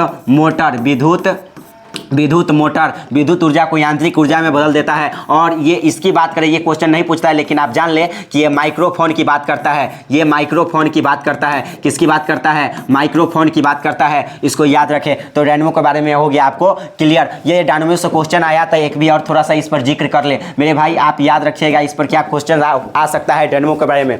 देखिए, डायनेमो बोले तो जनरेटर बताइए कि जनरेटर या डायनेमो जो है फ्लेमिंग के कौन से हाथ पर नियम, कौन सी हस्त रूल पर आधारित है? तो आप कहिएगा दाहिने हाथ पर, क्योंकि हम दाहिना हाथ से जनरेटर चालू करते हैं मेरे भाई। ओके, अगर और भी क्वेश्चन पूछा जा सकता है कि बताइए विद्युत मोटर फ्लेमिंग के कौन सी हाथ पर आधारित है? तो कहिएगा कि बायां हाथ पर। विद्युत मोटर पूछे तो बायां हाथ पर फ्लेमिंग के, और जनरेटर पूछे या डायनेमो पूछे या जनरेटर पूछे तो दाएं हाथ पर। इसको याद रखें, ठीक है मेरे भाई। तो ये सब क्वेश्चंस आपसे पूछा जा सकता है। अब चलते हैं आगे। अपवर्तनांक का रंग पर निर्भर करना क्या कहलाता है? अपवर्तनांक के रंग पर निर्भर करना क्या कहलाता है मेरे भाई? तो अपवर्तनांक के रंग पर निर्भर करना आपका वर्ण विक्षेपण कहलाता है। क्या कहलाता है? ये थोड़ा बाधित क्वेश्चन है कि ये उटपटांग पूछ देता है कोई, लेकिन है अच्छा क्वेश्चन। अपवर्तनांक का रंग पर निर्भर करना क्या कहलाता है? तो वर्ण विक्षेपण कहलाता है मेरे भाई। अभी ही बताया है कि वर्ण विक्षेपण क्या होता है। वर्ण विक्षेपण क्या होता है? तो मान लीजिए कि एक हम श्वेत प्रकाश किरण ले, एक प्रिज्म ले, और यहाँ से ऐसे जाएगा तो अपनी मार्ग से थोड़ा सा विचलित होगा, और यहाँ से ऐसे चला जाएगा। और इसमें जो सबसे अधिक थोड़ा सा इसको अच्छा से बना ले, सबसे जैसे प्रिज्म हो गया प्रिज्म, और यहाँ से श्वेत प्रकाश जाएगा तो ये ऐसे जाएगा, और ये इसमें 7 रंग की पट्टी प्राप्त होता है। ये 7 कितने रंग का पट्टी प्राप्त होता है? 7 रंग का पट्टी प्राप्त होता है मेरे भाई। कितने रंग का? 7 रंग का पट्टी प्राप्त होता है, जिसको हम बैगनी कहते हैं। पहले बैगनी होता है, सबसे अधिक बैगनी का झुकाव होता है, सबसे कम झुकाव लाल का होता है मेरे भाई। इसको याद रखें। इससे पहले बताए हैं इसके बारे में, इसको आप जरूर याद रखें। प्रकीर्णन के बारे में बताया। आकाश नीला प्रतीत होता है प्रकीर्णन की वजह से, सूर्य सुबह में लाल दिखता है प्रकीर्णन की वजह से, ठीक है मेरे भाई। अब बर्तन किसी भी चीज़ मतलब सिक्का ऊपर मतलब पानी में कोई भी चीज़ ऊपर उठा हुआ दिखाई देगा तो कहेंगे अब बर्तन की वजह से। किसकी वजह से? अब बर्तन की वजह से। आप जरूर इसको याद रखें। अब चलते हैं आगे आपका जो क्वेश्चन है मेरे भाई, आगे क्या क्वेश्चन है उसको ऊपर हम बात करते हैं। एक मोटर कार के पक्षदर्शी दर्पण में बना प्रतिबिंब होता है तो वस्तु से छोटा होगा। पक्षदर्शी में उत्तल दर्पण का उपयोग करते हैं। कौन सी दर्पण का उपयोग करते हैं? उत्तल दर्पण का उपयोग करते हैं मेरे भाई। और इसमें वस्तु से छोटा प्रतिबिंब बनता है। किसे वस्तु से छोटा प्रतिबिंब बनता है? सीधा बनता है, वस्तु से छोटा बनता है, सीधा बनता है, काल्पनिक बनता है मेरे भाई। इसको याद रखें, ठीक है। अब चला जाए आगे, ठीक है। अब आगे जो क्वेश्चन है आपका उसके ऊपर बात करते हैं हम। आगे क्या क्वेश्चन है, एक विद्युत सेल से धारा प्राप्त करने पर इसको सिरों के बीच विभवांतर का मान क्या हो जाता है। तो मेरे भाई थोड़ा सा याद कर लीजिएगा कि विद्युत सेल से धारा प्राप्त करने पर इसके सिरों के बीच का विभवांतर का मान विद्युत वाहक बल से कम होता है। यदि हम विद्युत सेल अभी बता दिए उस रासायनिक प्रभाव पर आधारित है, किस पर आधारित है, रासायनिक प्रभाव पर आधारित है मेरे भाई। और विभवांतर भी बता दिए, विभवांतर का ऐसा मात्रक वोल्ट होता है, विभवांतर का ऐसा मात्रक क्या होता है, वोल्ट होता है। यदि पूछे कि 1 वोल्ट बराबर कितना होता है, 1 वोल्ट बराबर कितना होता है, तो आप कहिएगा 1 जूल बटा 1 कूलाम के हम क्या बोलते हैं, 1 वोल्ट कहते हैं मेरे भाई, इसको याद रखें। ओके, अब चलते हैं आगे देखा जाए आगे क्या क्वेश्चन है मेरे भाई। आगे जो है आपका क्वेश्चन, एक अवतल दर्पण के ध्रुव एवं फोकस के ठीक मध्य स्थित बीम के लिए आवर्धन क्या होता है, 2 होता है मेरे भाई, याद रखें। और आवर्धन की बात करें तो आवर्धन 2 प्रकार के होते हैं मेरे भाई, आवर्धन 2 प्रकार के होते हैं। कितने प्रकार के होते हैं आवर्धन, 2 प्रकार के होते हैं। एक लेंस के लिए आवर्धन, एक दर्पण के लिए, एक लेंस के लिए और एक दर्पण के लिए। तो लेंस के लिए आवर्धन होता है V/U, लेंस के लिए आवर्धन का मान क्या होता है, V/U। और दर्पण के लिए आवर्धन का मान होता है M बराबर -V/U। ये दर्पण के लिए है, ये लेंस के लिए है, आप इसको जरूर याद रखें। ओके, अब चलते हैं आगे। आवर्धन का कोई मात्रक नहीं होता, ये मतलब ये मात्रकहीन होता है, इसको भी आप याद रखें मेरे भाई। ओके, अब चलते हैं आगे क्या क्वेश्चन हो जाएगा आपसे। आगे जो क्वेश्चन हो जाएगा आगे देखा जाए आगे कैसा क्वेश्चन है। आगे देखा जाए मेरे भाई, जीवाश्म ईंधन को जलने से किनके ऑक्साइड उत्पन्न होते हैं। तो जीवाश्म ईंधन को जलने से सल्फर के ऑक्साइड भी उत्पन्न होते हैं, नाइट्रोजन के ऑक्साइड भी उत्पन्न होते हैं, कार्बन के ऑक्साइड भी उत्पन्न होते हैं। मतलब इनमें से सभी हो जाएगा आंसर, नो डाउट। ओके, अगर आपसे कहता है कि जीवाश्म ईंधन है तो कौन जीवाश्म ईंधन कौन है मेरे भाई, प्राकृतिक गैस। कौन सी गैस, प्राकृतिक गैस, ठीक है। प्राकृतिक गैस हो गया, कोयला हो गया, प्राकृतिक गैस, कोयला हो गया, पेट्रोलियम, कोयला है, पेट्रोलियम है, क्या है, कोयला है, पेट्रोलियम है। ये सब के सब जीवाश्म ईंधन है मेरे भाई, इसको याद रखें। ओके, अब चलते हैं आगे आपका क्या क्वेश्चन है उसके ऊपर डिपेंड करेगा मेरे भाई। वैद्युत प्रतिरोधकता का ऐसा ही मात्रक अभी बताया है कि वैद्युत प्रतिरोधकता का ऐसा ही मात्रक क्या होता है, ओम मीटर होता है। अगर आप ये प्रतिरोध का है, ये किसका है, प्रतिरोध का, अभी ही बताइए किसका है, प्रतिरोध का है मेरे भाई। अब चलते हैं आगे। देखिए, वैद्युत प्रतिरोधकता से अगर क्वेश्चन आया है तो इसके बारे में पहले समझ ले। प्रतिरोधकता से क्वेश्चन, ये ओम के बारे में भी देखिए, ये ओम है ना, यदि ये इसका जो समतुल्य प्रतिरोध होता है, श्रेणी क्रम में जोड़ेंगे प्रतिरोध को, श्रेणी क्रम में, कौन सी क्रम में, श्रेणी क्रम में जोड़ेंगे तो श्रेणी क्रम के लिए समतुल्य प्रतिरोध क्या होता है, से आप देख ले। श्रेणी क्रम के लिए R बराबर R1 plus R2 plus dot होता है, इसको जरूर याद रखें। ये समतुल्य प्रतिरोध है, कैसा प्रतिरोध है, समतुल्य प्रतिरोध है। एक क्वेश्चन में लगातार लोग कंफ्यूज रहता है, जब दो प्रतिरोध को समांतर क्रम में जोड़ा जाता है तो उसका समतुल्य प्रतिरोध क्या होगा। देखिए, समांतर क्रम में, जैसे मतलब 2 प्रतिरोध हो सकता है, इसका फिलहाल आंसर ये होगा, ठीक है। इसको अगर मान लीजिए कि 2 प्रतिरोध लेते हैं, उसको हम समांतर क्रम में जोड़ते हैं, तो समांतर क्रम में, कौन सी क्रम में, समांतर क्रम में, तो समांतर क्रम में संयोजन क्या होगा। तो मेरे भाई समांतर क्रम की बात करता है तो समांतर क्रम में समतुल्य प्रतिरोध क्या होगा, समतुल्य प्रतिरोध याद रखें। तो समतुल्य प्रतिरोध हो जाता है, समतुल्य प्रतिरोध 1/R बराबर 1/R1 plus 1/R2 plus dot. लेकिन ये समतुल्य प्रतिरोध नहीं है, उसका उल्टा है, ये व्युत्क्रम है मेरे भाई। यदि हमसे समतुल्य प्रतिरोध पूछता है, इसलिए इसको एलसीएम लेकर, अगर दुइये को प्रतिरोध पूछता है, मान लीजिए दुई प्रतिरोध है, तो आप लिखिएगा ये समांतर क्रम के लिए जो हो जाएगा राइट आंसर आपका 1/R और बराबर में देखिए R1 R2, यदि कॉमन लीजिएगा तो हो जाएगा R1 R2 और यहाँ पर हो जाएगा R1 प्लस R2। तो हमको इससे इसमें गुणा करना है, यानी R बराबर आपका जो हो जाएगा मेरे भाई, ये पलट जाएगा, यानी R बराबर क्या हो जाएगा, R1 R2 बटा R1 प्लस R2। इसको याद रखें, ये समतुल्य प्रतिरोध है। ये क्या है, समतुल्य प्रतिरोध है। ये व्युत्क्रम है लेकिन ये समतुल्य प्रतिरोध है, किसका, समांतर क्रम संयोजन संयोजन का, इसका हमेशा ये आंसर मारिएगा मेरे भाई। कौन सा आंसर मारिएगा? ये आंसर मारिएगा कि समतुल्य प्रतिरोध समांतर क्रम का कहवाई। ये मारिएगा तो गलत हो जाएगा मेरे भाई, इसलिए समतुल्य प्रतिरोध पूछे समांतर क्रम में तो ये मारिएगा। ठीक है मेरे भाई, अब चलते हैं आगे। आगे क्या है आपकी बात, हम आगे चलते हैं, आपकी बात आगे सुना जाए।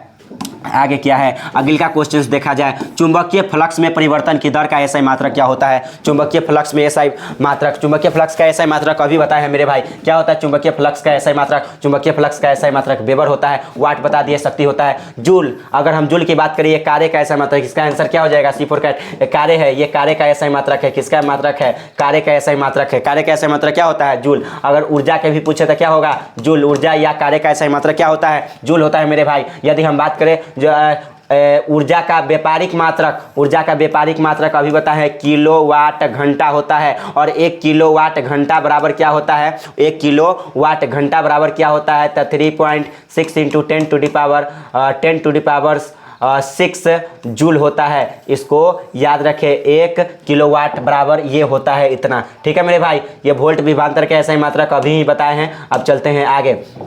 आगे क्या है क्वेश्चन, समांग माध्यम में प्रकाश गमन करती है। बताइए कि समांग माध्यम में प्रकाश कैसे गमन करती है? एक सरल रेखा में गमन करती है। समान माध्यम मतलब एक ही माध्यम में प्रकाश कैसे गमन करेगा? सरल रेखा में गमन करेगा मेरे भाई। यहाँ से आ गया। अगर हम बात प्रकाश के बारे में गमन करता है तब प्रकाश के बारे में इसका पहले थोड़ा सा कैरेक्टर यानी गुण जान ले। प्रकाश के गमन करने की बात आया तो मेरे भाई ये जो प्रकाश की चाल है निर्वात में कितना होता है? 3 × 10 के पावर 8 मीटर पर सेकेंड। 3 × 10 के पावर 8 मीटर पर सेकेंड होता है निर्वात में इसकी चाल होती है। ठीक है मेरे भाई, इसको याद रखें। और भी पूछा जा सकता है कि बताइए प्रकाश क्या है? तो प्रकाश एक ऊर्जा है। प्रकाश एक ऊर्जा है जिसकी वजह से हम कुछ भी वस्तु को देखते हैं। और भी पूछा जा सकता है मेरे भाई कि प्रकाश क्या है? तो आप कहिएगा प्रकाश एक अनुप्रस्थ तरंग है। प्रकाश क्या है? एक अनुप्रस्थ तरंग है। यहाँ से क्वेश्चन आ सकता है मेरे भाई, इसको आप जरूर याद रखें। अब चलते हैं आगे। आगे क्या है? आगे देखिए, आगे जो है आपका यदि एक प्रिज्म से एक वर्णीय किरण गुजरे तो इसका क्या नहीं होगा? डबल क्वेश्चन रिपीट हो गया। इसका क्या नहीं होगा? तो वर्ण विषय पर नहीं होगा मेरे भाई। अब चलते हैं आगे। आगे इसका क्वेश्चन क्या है अब उसके ऊपर बात करते हैं। आगे क्या है इसका क्वेश्चन, अब उसके ऊपर बात किया जाए। प्रत्येक इलेक्ट्रॉन पर ऋण आवेश क्या होता है? तो प्रत्येक इलेक्ट्रॉन पर ऋण आवेश क्या होता है? तो 1.6 × 10 टू द पावर -19 कूलम। क्या होता है? 1.6 × 10 टू द पावर -19 कूलम के बराबर होता है C4 कैट। ठीक है मेरे भाई, इसको याद रखें। ये क्वेश्चंस महाभिविहाई है और पूछा जाता है मेरे भाई। ठीक है, इससे पहले जितना भी बताया है सब कुछ याद रखें। आवेश का एसआई मात्रक क्या होता है? बताइए एसआई मात्रक। आवेश का एसआई मात्रक कूलम होता है। क्या होता है? कूलम होता है। आवेश का एसआई मात्रक क्या होता है? कूलम होता है। इसको जरूर आप याद रखें। अब चलते हैं आगे। आगे आपका क्या क्वेश्चन है उसके ऊपर हम, ठीक है। एक घोल के नीले लिटमस पत्र को एक घोल नीले लिटमस पत्र को लाल कर देता है। एक घोल नीले लिटमस पत्र को लाल कर देता है। देखिए अम्ल जो है ना, अम्ल जो है नीला लिटमस पत्र को लाल कर देता है। इसको याद कैसे रखिएगा? तो याद करने का हम ट्रिक देते हैं मेरे भाई। अनीला क्या है ट्रिक? अनीला यानी अम्ल जो है नीला लिटमस पत्र को लाल कर देता है। अम्ल नीला लिटमस पत्र को लाल कर देता है। क्वेश्चन का है एक नीले लिटमस पत्र को लाल कर देता है तो लाल करेगा अम्ल। और अम्ल का पीएच मान कितना होता है? अम्ल का पीएच मान कितना होता है? 7 से कम होता है। और क्षार का पीएच मान कितना होता है? 7 से अधिक होता है। और उदासीन विलयन का पीएच मान कितना होता है? 7 होता है। जठर रस का पीएच मान कितना होता है? 1.2 होता है। रक्त का पीएच मान कितना होता है? 7.4 होता है मेरे भाई। उसके बाद आप हमारे शरीर का पीएच मान कितना होता है? 7.0 से 7.8 के बीच होता है मेरे भाई। इसको भी याद रखें। और भी पूछा जा सकता है नींबू का पीएच मान कितना होता है? 2.2 होता है। इसको याद रखें। फिर और भी क्वेश्चन पूछा जा सकता है मेरे भाई कि अम्ल वर्षा का पीएच मान कितना होता है? तो 5.6 से कम होता है। हम 5.6 से कम होता है अम्ल वर्षा का पीएच मान। अम्ल वर्षा किसके कारण होता है? किसके ऑक्साइड के कारण होता है? तो याद रखें कि अम्ल वर्षा, हम किसकी बात कर ले? अम्ल वर्षा की बात कर ले। अम्ल वर्षा की बात कर ले मेरे भाई। तो अम्ल वर्षा की बात कर ले तो अम्ल वर्षा किसके कारण होता है? तो 2 आप याद रखिएगा अम्ल वर्षा के कारण। SO2 यानी सल्फर डाइऑक्साइड और nitrous oxide N2O nitrous oxide, ये 2 के कारण अम्ल वर्षा होती है मेरे भाई। इसको याद रखें। ठीक है, अब चला जाए आगे। इसका आगे क्या है? लोहे की परमाणु संख्या क्या होती है? तो बताइए कि लोहे की परमाणु संख्या क्या होती है? लोहे के पूछे तो 26। लोहे की परमाणु संख्या कितना होता है? 26। लोहा के 26, लोहा के 26। यदि आपसे निकेल के पूछ ले तो निकेल के कहिएगा 28। यदि आपसे कॉपर के पूछ ले तो कॉपर के कहिएगा 29। यदि आपसे जिंक के पूछ ले तो कहिएगा 30। यदि आपसे कोबाल्ट के पूछ ले तो कहिएगा 27। क्या कहिएगा मेरे भाई? 27। यदि आपसे पूछ ले यहाँ टाइटेनियम के पूछ ले तो टाइटेनियम का आप कहिएगा 22। यदि आपसे क्रोमियम के पूछ ले तो आप कहिएगा 24। क्रोमियम के कितना हो जाएगा? 24 मेरे भाई। यदि आपसे वेनेडियम के पूछ ले तो वेनेडियम के कहिएगा 23 होगा। कितना होगा? 23 होगा मेरे भाई। यदि आपसे स्कैंडियम के पूछ ले तो स्कैंडियम के कहिएगा 21 होगा। स्कैंडियम के क्या होगा? 21 होगा मेरे भाई। इसको याद रखें, इतना क्वेश्चन। यदि आपसे सोडियम से पूछ ले, सोडियम के पूछ ले तो कहिएगा 11 होगा। सोडियम के कितना होगा? 11 होगा। यदि आपसे कैल्शियम के पूछ ले तो कैल्शियम के कितना होगा? 20 होगा। चलिए, जितना भी लिख दिए है उसको आप लिख सकते हैं। तो इसका लोहे की परमाणु संख्या कितना हो जाएगा? 26। ऑप्शन नंबर 20 का आंसर हो जाएगा। अब चलते हैं आगे। आगे क्या होगा मेरे भाई? उसके ऊपर हम बात करते हैं। सल्फर परमाणु की बाह्यतम कक्षा में इलेक्ट्रॉन की संख्या क्या होती है? तो एक ट्रिक हम देते हैं 20 तक याद करने के लिए। आप इलेक्ट्रॉनिक विन्यास निकालने के लिए उस ट्रिक से आप निकाल सकते हैं।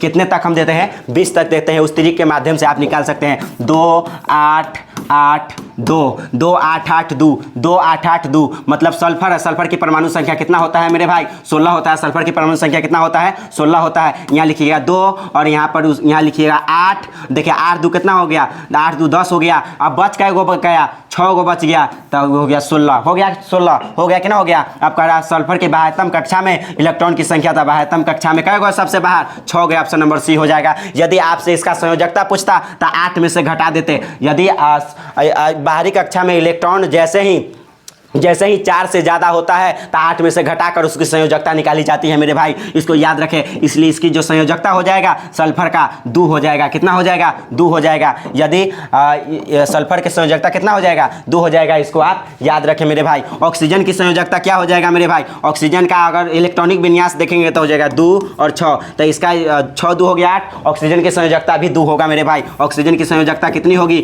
2 होगी, क्योंकि 8 में से 6 को घटा लेंगे। हम बोले ना कि जैसे 4 से ज़्यादा जाएगा बाह्यतम कक्षा में इलेक्ट्रॉन तो 8 में से घटा लेना, उसकी संयोजकता निकल जाएगा मेरे भाई। अगर 4 तक है तो ठीक है संयोजकता। जैसे ही 4 से ज़्यादा जाता है तो 8 में से घटाकर निकलना पड़ता है। इसको याद रखें मेरे भाई। ठीक है, अब चलते हैं आगे।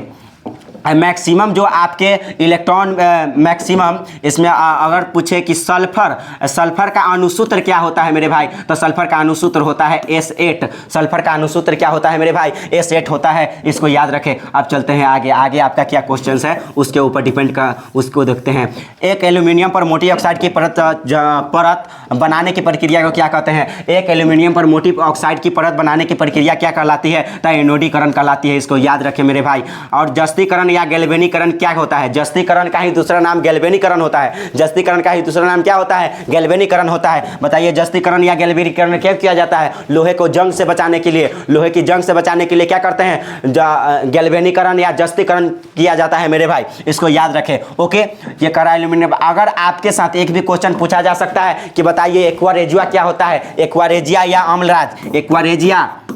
एक्वा रेजिया इसका नाम क्या क्या होता है? इसको याद रखें मेरे भाई। एक्वा रेजिया हो या अम्लराज हो, एक्वा रेजिया हो या अम्लराज, एक्वा रेजिया हो या अम्लराज, एक्वा रेजिया हो या अम्लराज क्या होता है मेरे भाई? इसके बारे में पहले जान ले। एक्वा रेजिया या अम्लराज तो कहिएगा HCl और HNO3, HCl और HNO3 तो कहिएगा हाइड्रोक्लोरिक अम्ल के 3 भाग और नाइट्रिक अम्ल का, हाइड्रोक्लोरिक अम्ल के 3 भाग और नाइट्रिक अम्ल के 1 भाग के मिश्रण को हम एक्वा रेजिया या अम्लराज कहते हैं। एक्वा रेजिया या अम्लराज में सोना घुल जाता है। क्या घुल जाता है मेरे भाई? सोना घुल जाता है। इसको आप याद कर सकते हैं। ठीक है, अब चलते हैं आगे। आगे क्या क्वेश्चन है उसके ऊपर बात करते हैं। एक चीज़ और सीख ले मेरे भाई, एक चीज़ और सीख ले। क्या अमलगम जानते हैं? अगर आपको सोडियम के साथ पारा मिल जाए, सोडियम के साथ पारा मिल जाए, जिंक के साथ पारा मिल जाए तो कहेंगे अमलगम है। यानी कोई भी एक धातु के साथ पारा मिला हो तो उसे हम अमलगम के नाम से जानते हैं। किस नाम से जानते हैं? अमलगम के नाम से जानते हैं मेरे भाई। इसको याद रखें। ओके, अब चलते हैं आगे। आगे क्या है क्वेश्चंस उसके ऊपर देखते हैं। कौन सा कार्बनिक सबसे अधिक अभिक्रियाशील है? सबसे अधिक अभिक्रियाशील कौन है मेरे भाई? तो देखिए एक लॉजिक भी लगा सकते हैं, नहीं तो सबसे अधिक अभिक्रियाशील तो C2H4 होता ही है। आप कहीं भी सर्च करके देख सकते हैं मेरे भाई। और इसमें एक और लॉजिक लग सकता है। क्या लॉजिक है मेरे भाई? देखिए ये एल्केन है, ये क्या है मेरे भाई? एल्केन है, ये एल्केन है, ये भी एल्केन है, ये भी क्या है? एल्केन है, इसको याद रखें। और ये भी क्या है मेरे भाई? एल्केन है। ठीक है, इससे पूछा जा सकता है। यहाँ से क्वेश्चन क्या क्या बन सकता है उसके ऊपर हम बात करते हैं। इसका जो राइट आंसर हो जाएगा C हो जाएगा, लेकिन इससे क्या क्या क्वेश्चन बन सकता है उसको देख लिया जाए। जैसे कार्बनिक यौगिक की बात करता है, एल्केन एल्काइन की बात करता है, तो एल्केन का सूत्र क्या होता है से पहले जान ले। एल्केन का सूत्र, तो एल्केन का सूत्र होता है CnH2n +2 होता है। और अगर आपको लगा दे एल्कीन, क्या लगा दे? यदि आपको एल्कीन का सूत्र कहता है तो कहिएगा CnH2n होता है। यदि आपको एल्काइन लगा दे, क्या लगा दे? एल्काइन लगा दे मेरे भाई, तो एल्काइन का जो सूत्र होता है CnH2n -2 होता है। तब पहले है 2 के छोड़ दो, बाद में दूसरा वाला में 2 के पहले 2 के जोड़ दो और दूसरा वाला में 2 को छोड़ दो और तीसरा वाला में 2 को घटा दो मेरे भाई। तो ये हो गया एल्केन, ये हो गया एल्कीन, ये हो गया एल्काइन। ओके, इसमें जो होता है ये सिंगल बॉन्ड होता है, इसमें डबल बॉन्ड होता है, इसमें ट्रिपल बॉन्ड होता है। इसको याद रखें मेरे भाई। अब चलते हैं आगे। आगे क्या है क्वेश्चन आपका, उसके ऊपर देखते हैं। आगे है अगला क्वेश्चन। अगला क्वेश्चन क्या है? विरंजक चूर्ण, विरंजक चूर्ण का रासायनिक सूत्र क्या होता है मेरे भाई? विरंजक चूर्ण का रासायनिक सूत्र, देखिए रासायनिक सूत्र यहाँ से कुछ ना कुछ हम लिखवाएंगे मेरे भाई, इसको लिख लीजिएगा, नोट कर लीजिएगा, पूरा रामबाण साबित होगा। ओके, तो कह रहा विरंजक चूर्ण, तो विरंजक चूर्ण किसको बोलते हैं? CaOCl2 का, CaOCl2 को विरंजक चूर्ण कहा जाता है। रासायनिक नाम होता है कैल्शियम ऑक्सीक्लोराइड। लिख ले, कैल्शियम ऑक्सीक्लोराइड रासायनिक नाम विरंजक चूर्ण का। उसका जो है उसके बाद कैल्शियम हाइड्रोक्साइड, किसकी बात कर ले? कैल्शियम हाइड्रोक्साइड की बात करते हैं। तो कैल्शियम का हाइड्रोक्साइड कहने का मतलब बुझा हुआ चूना। क्या कहने का मतलब है? बुझा हुआ चूना को कैल्शियम हाइड्रोक्साइड के नाम से जाना जाता है। सूत्र होता है COH2। इसको याद रखें। ये संगमरमर, ये क्या है? संगमरमर, संगमरमर कैल्शियम कार्बोनेट कहने का मतलब संगमरमर। मार्बल भी आप जानते हैं, क्या जानते हैं? मार्बल बोले, संगमरमर बोले, मार्बल बोले, संगमरमर बोले, चूना पत्थर बोले, खरिया बोले, सब यही होगा मेरे भाई, याद रखिएगा। यहाँ से एक और क्वेश्चन पूछा जा सकता है कि नीला थोथा का रासायनिक सूत्र क्या होगा? यदि आपसे नीला थोथा का रासायनिक सूत्र पूछता है, नीला थोथा क्या पूछता है मेरे भाई? नीला थोथा का रासायनिक सूत्र, तो नीला थोथा का रासायनिक सूत्र आप याद रखें CuSO4, 5 भाग जल को नीला थोथा कहा जाता है। 5 भाग जल को क्या कहा जाता है? नीला थोथा कहा जाता है मेरे भाई। और भी क्वेश्चन पूछता है वाशिंग सोडा का सूत्र बता दो, तो वाशिंग सोडा का सूत्र होता है Na2CO3 10 भाग जल, 10 भाग जल। ये वाशिंग सोडा का सूत्र होता है। वाशिंग सोडा का सूत्र होता है। किसका सूत्र होता है? वाशिंग सोडा का सूत्र होता है। यदि ये तो नीला थोथा हो गया। यदि आपसे हरा थोथा पूछे, क्या पूछे? हरा थोथा। तो यदि आपसे हरा थोथा पूछ ले, हरा थोथा, हरा कशिश या हरा थोथा, तो आप कहिएगा मेरे भाई FeSO4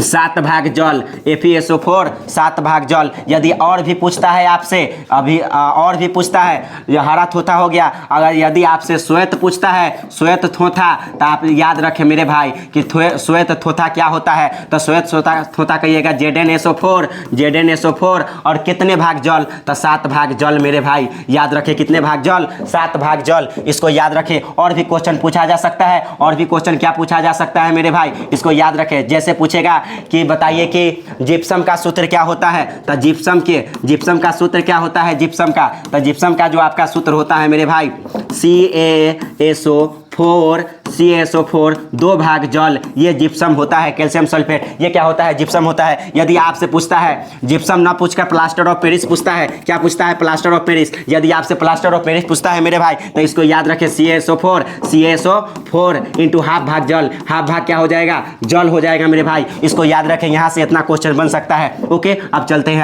आगे जो आपका क्वेश्चन हो जाएगा क्या हो जाएगा? यहाँ से और भी क्वेश्चन बन सकता है मेरे भाई। और भी क्वेश्चन क्या बन सकता है? जैसे बिना बुझा हुआ चूना पूछता है, बिना बुझा हुआ चूना का सूत्र क्या होगा? तो बिना बुझा हुआ चूना का सूत्र होगा CaO।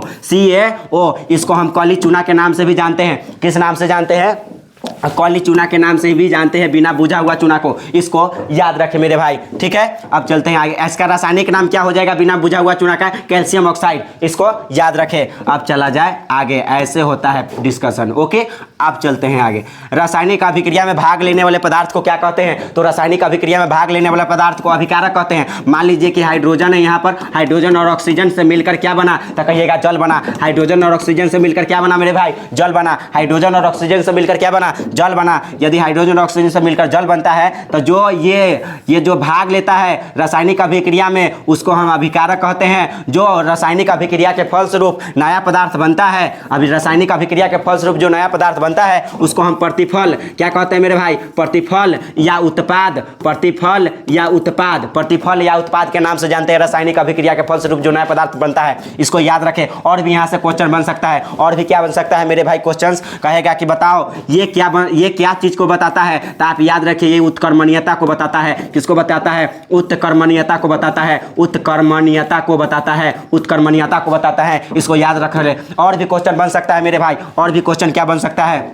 कहेगा तीर के बारे में बताओ। मान लो कि इधर तो अभिकारक होता है, इधर क्या होता है? अभिकारक, कोई भी अभिकारक हो सकता है। इधर प्रतिफल होता है, इधर क्या होता है? प्रतिफल होता है। इधर अभिकारक और इधर प्रतिफल होता है। यदि मेरे भाई इधर अभिकारक है और इधर प्रतिफल है, कितने चीजें है? इधर अभिकारक, इधर प्रतिफल है, तो हमेशा याद रखें ये जो तीर है ना, तीर के राइट साइड में प्रतिफल या उत्पाद होता है, और लेफ्ट साइड में अभिकारक या रिएक्टेंट होता है। इसको याद रखें। अब चलते हैं आगे। आगे आपका क्या क्वेश्चन हो सकता है मेरे भाई? आगे देखिए, यहाँ पर टूथपेस्ट कैसा होता है? तो आपको याद रखना पड़ेगा कि टूथपेस्ट कैसा होता है? क्षारीय होता है। टूथपेस्ट कैसा होता है? टूथपेस्ट कैसा होता है?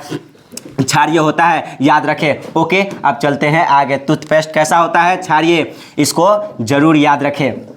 जितना बोल रहे हैं ना उतना आप रिकॉल कर लीजिएगा और लिख लीजिएगा।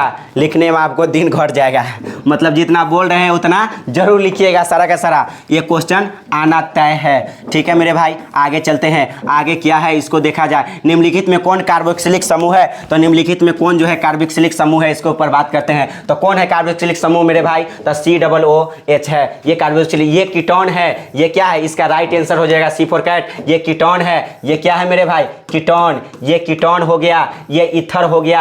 ये क्या हो गया? ईथर हो गया। ये कीटोन हो गया, ये ईथर हो गया। ये एल्डिहाइड हो गया। ये क्या हो गया? एल्डिहाइड। इसको याद रखें, क्या हो गया? ये एल्डिहाइड हो गया। यदि आपसे अल्कोहल पूछता है तो ये हो जाएगा अल्कोहल। ये क्या हो जाएगा? अल्कोहल। ठीक है मेरे भाई, इसको याद रखें। ठीक है, यदि आपसे कार्बोक्सिलिक समूह हो गया, ये इतना पूछ सकता है मेरे भाई। एल्डिहाइड COH हो गया, कीटोन भी हो गया, ईथर भी हो गया। ये कार्बोक्सिलिक समूह भी होएगा, अल्कोहल भी हो गया। काम 35। ओके, इसको जरूर याद रखें। यहाँ से अगर क्वेश्चन बनता है तो इतना बन सकता है, इसको याद रखें। अब चलते हैं आगे। आगे क्या है मेरे भाई? निम्नलिखित में से किसके कारण अम्ल वर्षा होती है? तो निम्नलिखित में से किसके कारण अम्ल वर्षा होती है अभी बताए हैं। SO2 के कारण और N2O के कारण, नाइट्रस ऑक्साइड के कारण अम्ल वर्षा होती है मेरे भाई। अब देखो कार्बन डाइऑक्साइड के बारे में जान लो। कार्बन डाइऑक्साइड के बारे में जो इसका आंसर तो C हो जाएगा। और इसके बारे में जान लो। कार्बन डाइऑक्साइड ये चूने की पानी को दूधिया कर देता है। चूने पानी को क्या कर देता है? दूधिया कर देता है।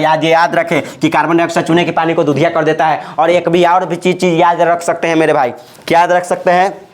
कि प्रकाश संश्लेषण की प्रक्रिया में ऑक्सीजन गैस रिलीज होती है, ऑक्सीजन गैस निकलती है। और उत्पाद क्या बनता है? तो ग्लूकोज बनता है मेरे भाई। और प्रकाश संश्लेषण के लिए रॉ मटेरियल यानी कच्चे पदार्थ क्या क्या हो सकती है? तो कार्बन डाइऑक्साइड, क्लोरोफिल, प्रकाश चाहिए, कार्बन डाइऑक्साइड चाहिए, जल चाहिए, और 4 चीजें। कितने एक तक कार्बन डाइऑक्साइड चाहिए ही चाहिए, जल चाहिए और क्लोरोफिल चाहिए। क्या चाहिए? क्लोरोफिल। जल है, क्लोरोफिल है, कार्बन डाइऑक्साइड, जल है, क्लोरोफिल है, कार्बन डाइऑक्साइड है।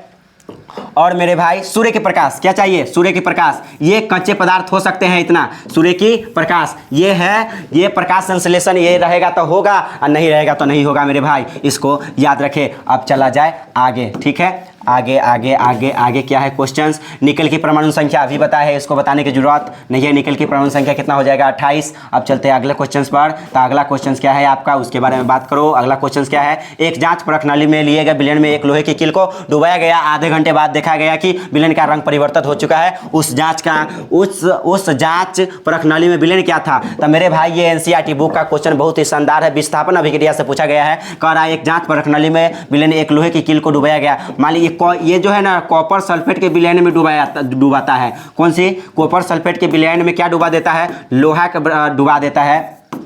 तो इसका रंग जो है बदल जाता है, रंग यहाँ पर बन जाता है आपका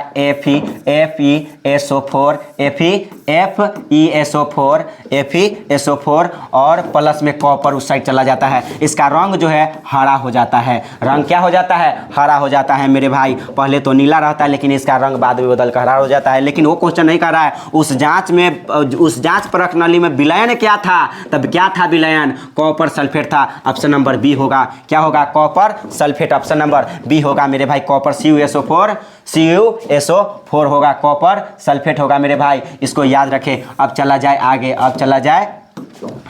आगे क्या हो जाएगा मेरे भाई, ये सब के बारे में बता दिए, ठीक है, इस सब के बारे में बता दिया गया है। आगे चले, एथेनॉल को सांद्र सल्फ्यूरिक अम्ल के साथ गर्म करने पर निम्नलिखित में से कौन सी गैस मुक्त होती है।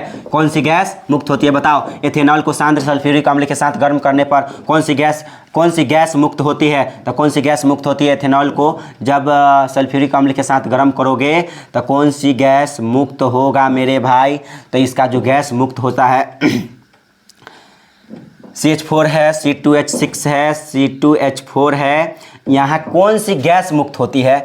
तो मेरे भाई एथेनॉल को सांद्र सल्फ्यूरिक अम्ल के साथ यदि तुम गर्म करते हो तो ये एथेनॉल को सांद्र सल्फ्यूरिक अम्ल के साथ गर्म करने पर कौन सी गैस बनती है। तो इसको याद रखें, C2H4 बनती है। क्या बनती है, C2H4 बनती है। ओके मेरे भाई, अब चला जाए आगे क्या क्वेश्चन है उसके बारे में बात करते हैं। निम्नांकित हीरा निम्नांकित में से किस तत्व का अपरूप है। हीरा के बारे में बात किया जा रहा है। हीरा बताइए किसका अपरूप है। तो ये कार्बन का अपरूप है। कार्बन के 3 अपरूप होते हैं। कार्बन के कितने अपरूप होते हैं, 3। एगो तो हीरा हो गया, एगो फुलेरीन होगा, क्या होगा, फुलेरीन होगा, एगो हीरा हो गया, एगो फुलेरीन हो गया, और हीरा हो गया, फुलेरीन हो गया, एगो ग्रेफाइट होगा। क्या होगा, ग्रेफाइट होगा। इसको याद रखें मेरे भाई। कार्बन के कितने अपरूप, 3 अपरूप, हीरा, ग्रेफाइट, फुलेरीन होता है। इसको याद रखें। गंधक का अणुसूत्र क्या होता है, S8 होता है। फास्फोरस का अणुसूत्र क्या होता है, P4 होता है मेरे भाई, ठीक है। यहाँ से देखिए और भी क्वेश्चन बन सकता है, क्या क्या क्वेश्चन पूछता है। ऐसे हम लास्ट में वीडियो देखिएगा, लास्ट में और भी बहुत सारे क्वेश्चंस को बता देंगे मेरे भाई, आप टेंशन न ले। बस इसको आप समाप्त करने दीजिए हमें, ठीक है, इसको समाप्त करने दें। 1 ग्राम सोने से कितना लंबा तार बनाया जा सकता है। बताइए 1 ग्राम सोने से कितने लंबा तार बनाया जा सकता है। एनसीईआरटी बुक का सवाल है। 2 किलोमीटर लंबा तार बनाया जा सकता है मेरे भाई। कितने किलोमीटर, 2 किलोमीटर लंबा तार बनाया जा सकता है। अब चलते हैं आगे क्या है आपका क्वेश्चन, वो देख लिया जाए।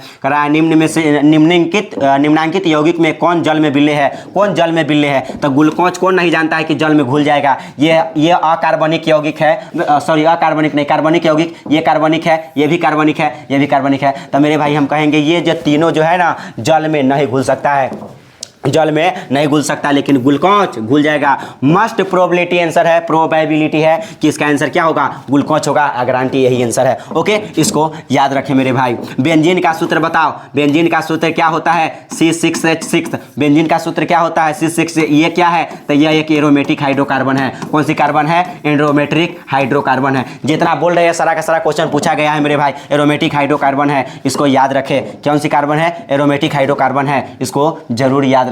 अब चलते हैं आगे मेरे भाई। ये भी पूछा जा सकता है, बताओ केक या रोटी को फुलाने में कौन सी गैस का उपयोग किया जाता है। तो कार्बन डाइऑक्साइड को।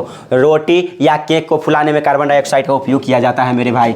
किसको, रोटी या केक को फुलाने में किसको उपयोग किया जाता है, कार्बन डाइऑक्साइड गैस का उपयोग किया जाता है। कौन अमलगम है, अभी बताएं। अमलगम एगो धातु के साथ एगो पारा मिला दो, ये होगा। पारा नहीं है, इसमें भी पारा नहीं है, इसमें भी नहीं है। Option number D is right होगा, क्योंकि पारा मिला दिए ना, पारा मिला दिए तो ये क्या होगा मेरे भाई, पारा मिलाने पर ये जो है आपका अमलगम कहलाएगा। इथिलीन का आईयूपीएसी नाम क्या होगा, इथिलीन का आईयूपीएसी नाम, इथिलीन बोल रहा है, इथिलीन का इथिन होता है मेरे भाई। क्या होता है, इथिन। इथिन बोले तो क्या हो जाएगा, C2H4 ये फलों को प्राकृतिक रूप से पकाता है, फलों को प्राकृतिक रूप से, फलों को याद रखें, फलों को प्राकृतिक रूप से पकाता है कौन? इथिलीन फलों को प्राकृतिक रूप से पकाता है। ओके, और यदि हम एथाइन की बात कर ले, किसकी बात कर ले मेरे भाई? एथाइन, इसका नाम एसिटिलीन होता है। किसका नाम? इसका नाम क्या होता है? एसिटिलीन।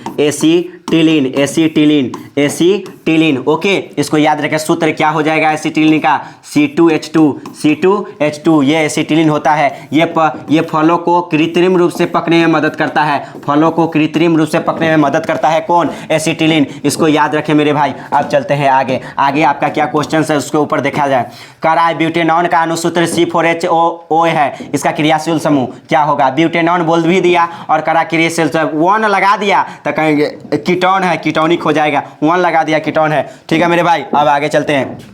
एल्डिहाइड बता दिए CH है, एल्कोहलिक बता दिए OH है। ठीक है मेरे भाई, इसको अब आगे चले। ये बताया हुआ क्वेश्चन देखिए, पीछे जो बताया है आगे कितना क्वेश्चन टकरा रहा है, तो डिस्कशन इस प्रकार से हो कि अच्छा मजा आ जाए। ठीक है मेरे भाई, तो कहता है एल्काइन में 2 कार्बन परमाणु के बीच कितने सहसंयोजन बनते हैं। देखो एल्काइन बता रहा है, 2 कार्बन ले रहा था, 2 कार्बन को ले लो, और एल्काइन कर रहा था ट्रिपल बॉन्ड लगा दो, क्योंकि एल्काइन में ट्रिपल बॉन्ड होता है मेरे भाई। एल्काइन में कौन सा बॉन्ड होता है? ट्रिपल बॉन्ड होता है। और कह रहा है कितने सहसंयोजन कार्बन था? 3 गो होगा। कै गो हो गया? 3 गो। ऑप्शन नंबर बी राइट होगा। ठीक है मेरे भाई, अब चलते हैं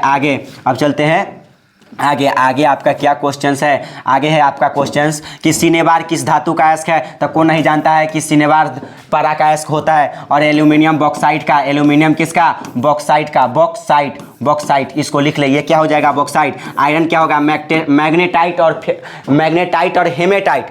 लोहा का अयस्क क्या होगा? मैग्नेटाइट और हेमेटाइट। इसको जरूर याद रखें मेरे भाई। अब चलते हैं आगे क्या है इसको देख लिया जाए। आगे क्या है? सल्फाइड अयस्क का सांद्रण निम्नांकित में से किस विधि द्वारा होता है? सल्फाइड अयस्क का सांद्रण निम्नांकित में से किस विधि द्वारा होता है? सल्फाइड अयस्क का सांद्रण, तो बताइए सल्फाइड अयस्क का सांद्रण किसको, कौन से विधि के द्वारा?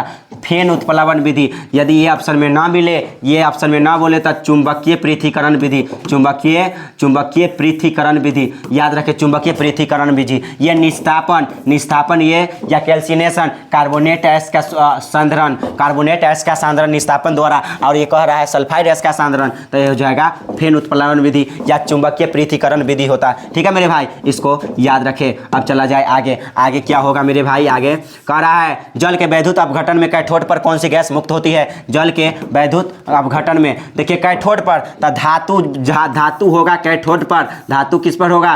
कैथोड पर।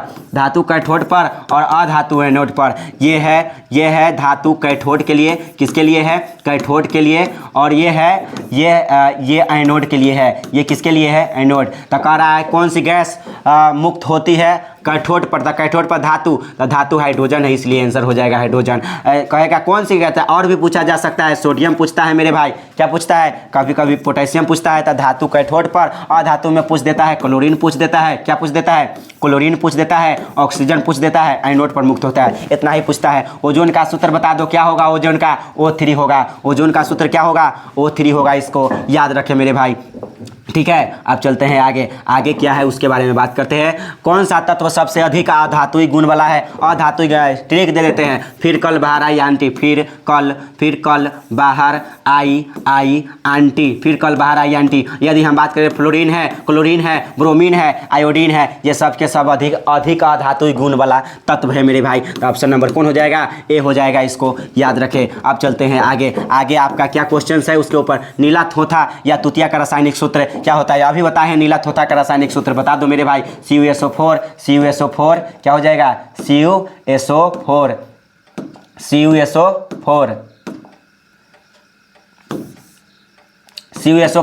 और 5 भाग जल, क्या हो जाएगा? 5 भाग जल हो जाएगा मेरे भाई। इसको याद रखें।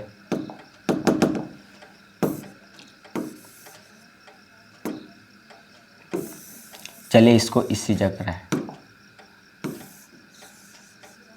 जगह इसको रहने दीजिए फिलहाल। ठीक है, ये तो क्रॉस भी कर सकते हैं। चलिए क्रॉस हो गया। अब इसको ले लेते हैं फिर दोबारा से, फिर चलेगा। चलिए अब चलेगा। नीला थोथा का रासायनिक सूत्र बोला है, क्या होगा नीला थोथा का रासायनिक सूत्र? तो आप याद रखें CuSO4 हाफ भाग जल होता है मेरे भाई। ये वॉशिंग सोडा है, अभी बताए हैं। क्या है ये? वॉशिंग। ये संगमरमर है, अभी ही बताए हैं। चलिए अब चलते हैं आगे। आगे आपका क्वेश्चंस क्या हो जाएगा उसके ऊपर बात करते हैं। चलिए, प्रदूषण मुक्त ऊर्जा स्रोत है, तो प्रदूषण मुक्त ऊर्जा स्रोत कौन है? सौर ऊर्जा है। कौन नहीं जानता है प्रदूषण मुक्त ऊर्जा स्रोत सौर ऊर्जा होता है? कौन होता है प्रदूषण मुक्त ऊर्जा? सौर ऊर्जा होता है मेरे भाई। अब आप चलते हैं आगे। आगे क्या है उसके ऊपर बात कर लो। आगे है आपका, आगे क्वेश्चन जो है, निम्नांकित में से किस हाइड्रोकार्बन में कार्बन कार्बन परमाणु के बीच 3 आबंध? तो एल्काइन में 3 आबंध होता है। किस में होता है मेरे भाई? एल्काइन। एल्काइन बोले तो 2 गुना से 2 कम होगा। फार्मूला देख लो, 2 गुना से। ये 2 गुना से 2 ज़्यादा है, नहीं होगा। 2 गुना से 2 कम है, यही आपका आंसर होगा। आपको अदर चेक करने की जरूरत नहीं है। कह रहा है ना कि 3 आबंध किस में होगा? कौन सा हाइड्रोकार्बन में 3 आबंध होगा मेरे भाई? तो याद रखें C3H4 में होगा, क्योंकि आप 3 आबंध ट्रिपल बॉन्ड एल्काइन वाला में होता है। ठीक है, जितना पीछे लिखा है उसको जरूर याद कर ले मेरे भाई। अब चलते हैं आगे।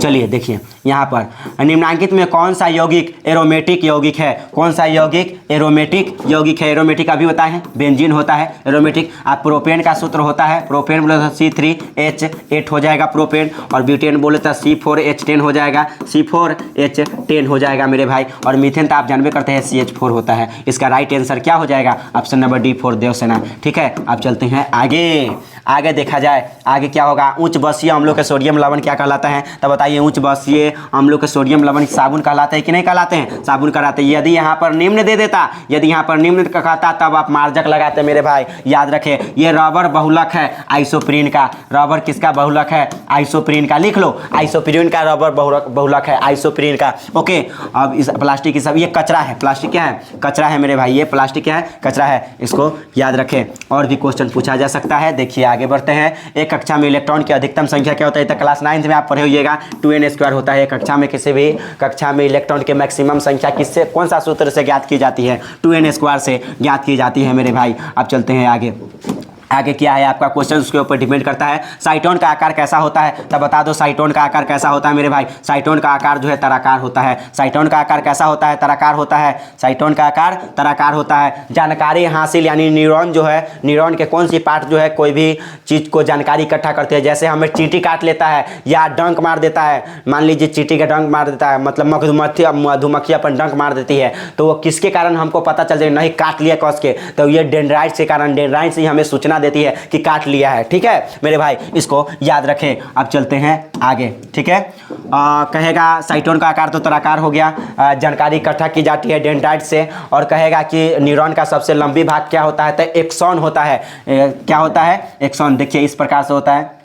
यहाँ पर केंद्रक हो गया, यहाँ से आप बना सकते हैं बहुत सारे इसमें। ठीक है, और यहाँ पर ये जो भाग होता है, ये एक्सॉन जो है सबसे लंबा पार्ट होता है। एक्सॉन क्या होता है? सबसे लंबा पार्ट होता है मेरे भाई, इसको याद रखें। ओके, अब हम आगे चलते हैं। आगे निम्नलिखित में कौन पादप हार्मोन नहीं है? तब कौन नहीं है? पादप हार्मोन कौन कौन होता है पहले ये जान लो। पादप हार्मोन क्या होता है? कौन कौन होता है? ऑक्सीन होता है। कौन होता है? ऑक्सीन होता है। पादप हार्मोन ऑक्सीन है, जिब्रेलिन है, जिब्रेलिन है,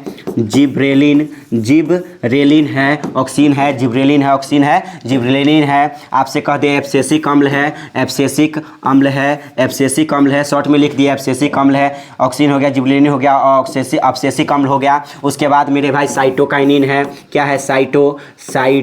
साइटोकाइनिन आप याद रख सकते हैं। साइटोकाइनिन है। ठीक है मेरे भाई, ऑक्सीन है, जिब्रेलिन है, एब्सेसिक अम्ल है, साइटोकाइनिन है। ये 4 को हो गया ना। और साइटोकाइनिन होगा।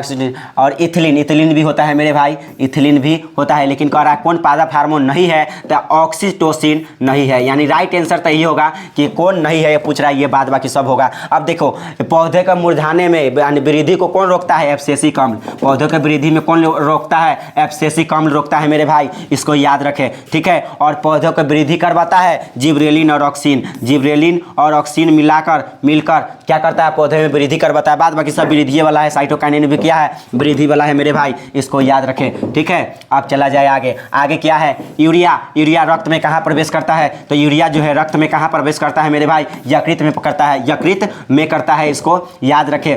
यकृत, ये राइट आंसर तो ये हो जाएगा। आप बताइए हमारे सबसे बड़ी हमारे शरीर की सबसे बड़ी बाह्य स्रावी ग्रंथि, सबसे बड़ी ग्रंथि है, सबसे बड़ी ग्रंथि है, सबसे बड़ी बाह्य स्रावी ग्रंथि है। ठीक है मेरे भाई, ये यकृत। ठीक है, यकृत सबसे बड़ी बाह्य स्रावी ग्रंथि है, बाह्य स्रावी ग्रंथि। और अंतःस्रावी ग्रंथि पूछेगा, सबसे छोटी अंतःस्रावी ग्रंथि तब पीनियल ग्रंथि होती है। सबसे छोटी ग्रंथि कौन होती है, पीनियल ग्रंथि, इसको भी याद रखें मेरे भाई। किडनी का आकार कैसा होता है, सेम की बीज की तरह होता है। लास्ट में सब सारा का सारा हम बता देंगे मेरे भाई। आज ऐसा वीडियो है कि आज के बाद फिर मैक्सिमम टेस्ट में जितना का टेस्ट होता है उतना नंबर आना चाहिए मेरे भाई। ये टेस्ट इस प्रकार से पढ़िए, आपका नंबर अच्छा उठेगा। ठीक है, उसके बाद हम चलते हैं आगे।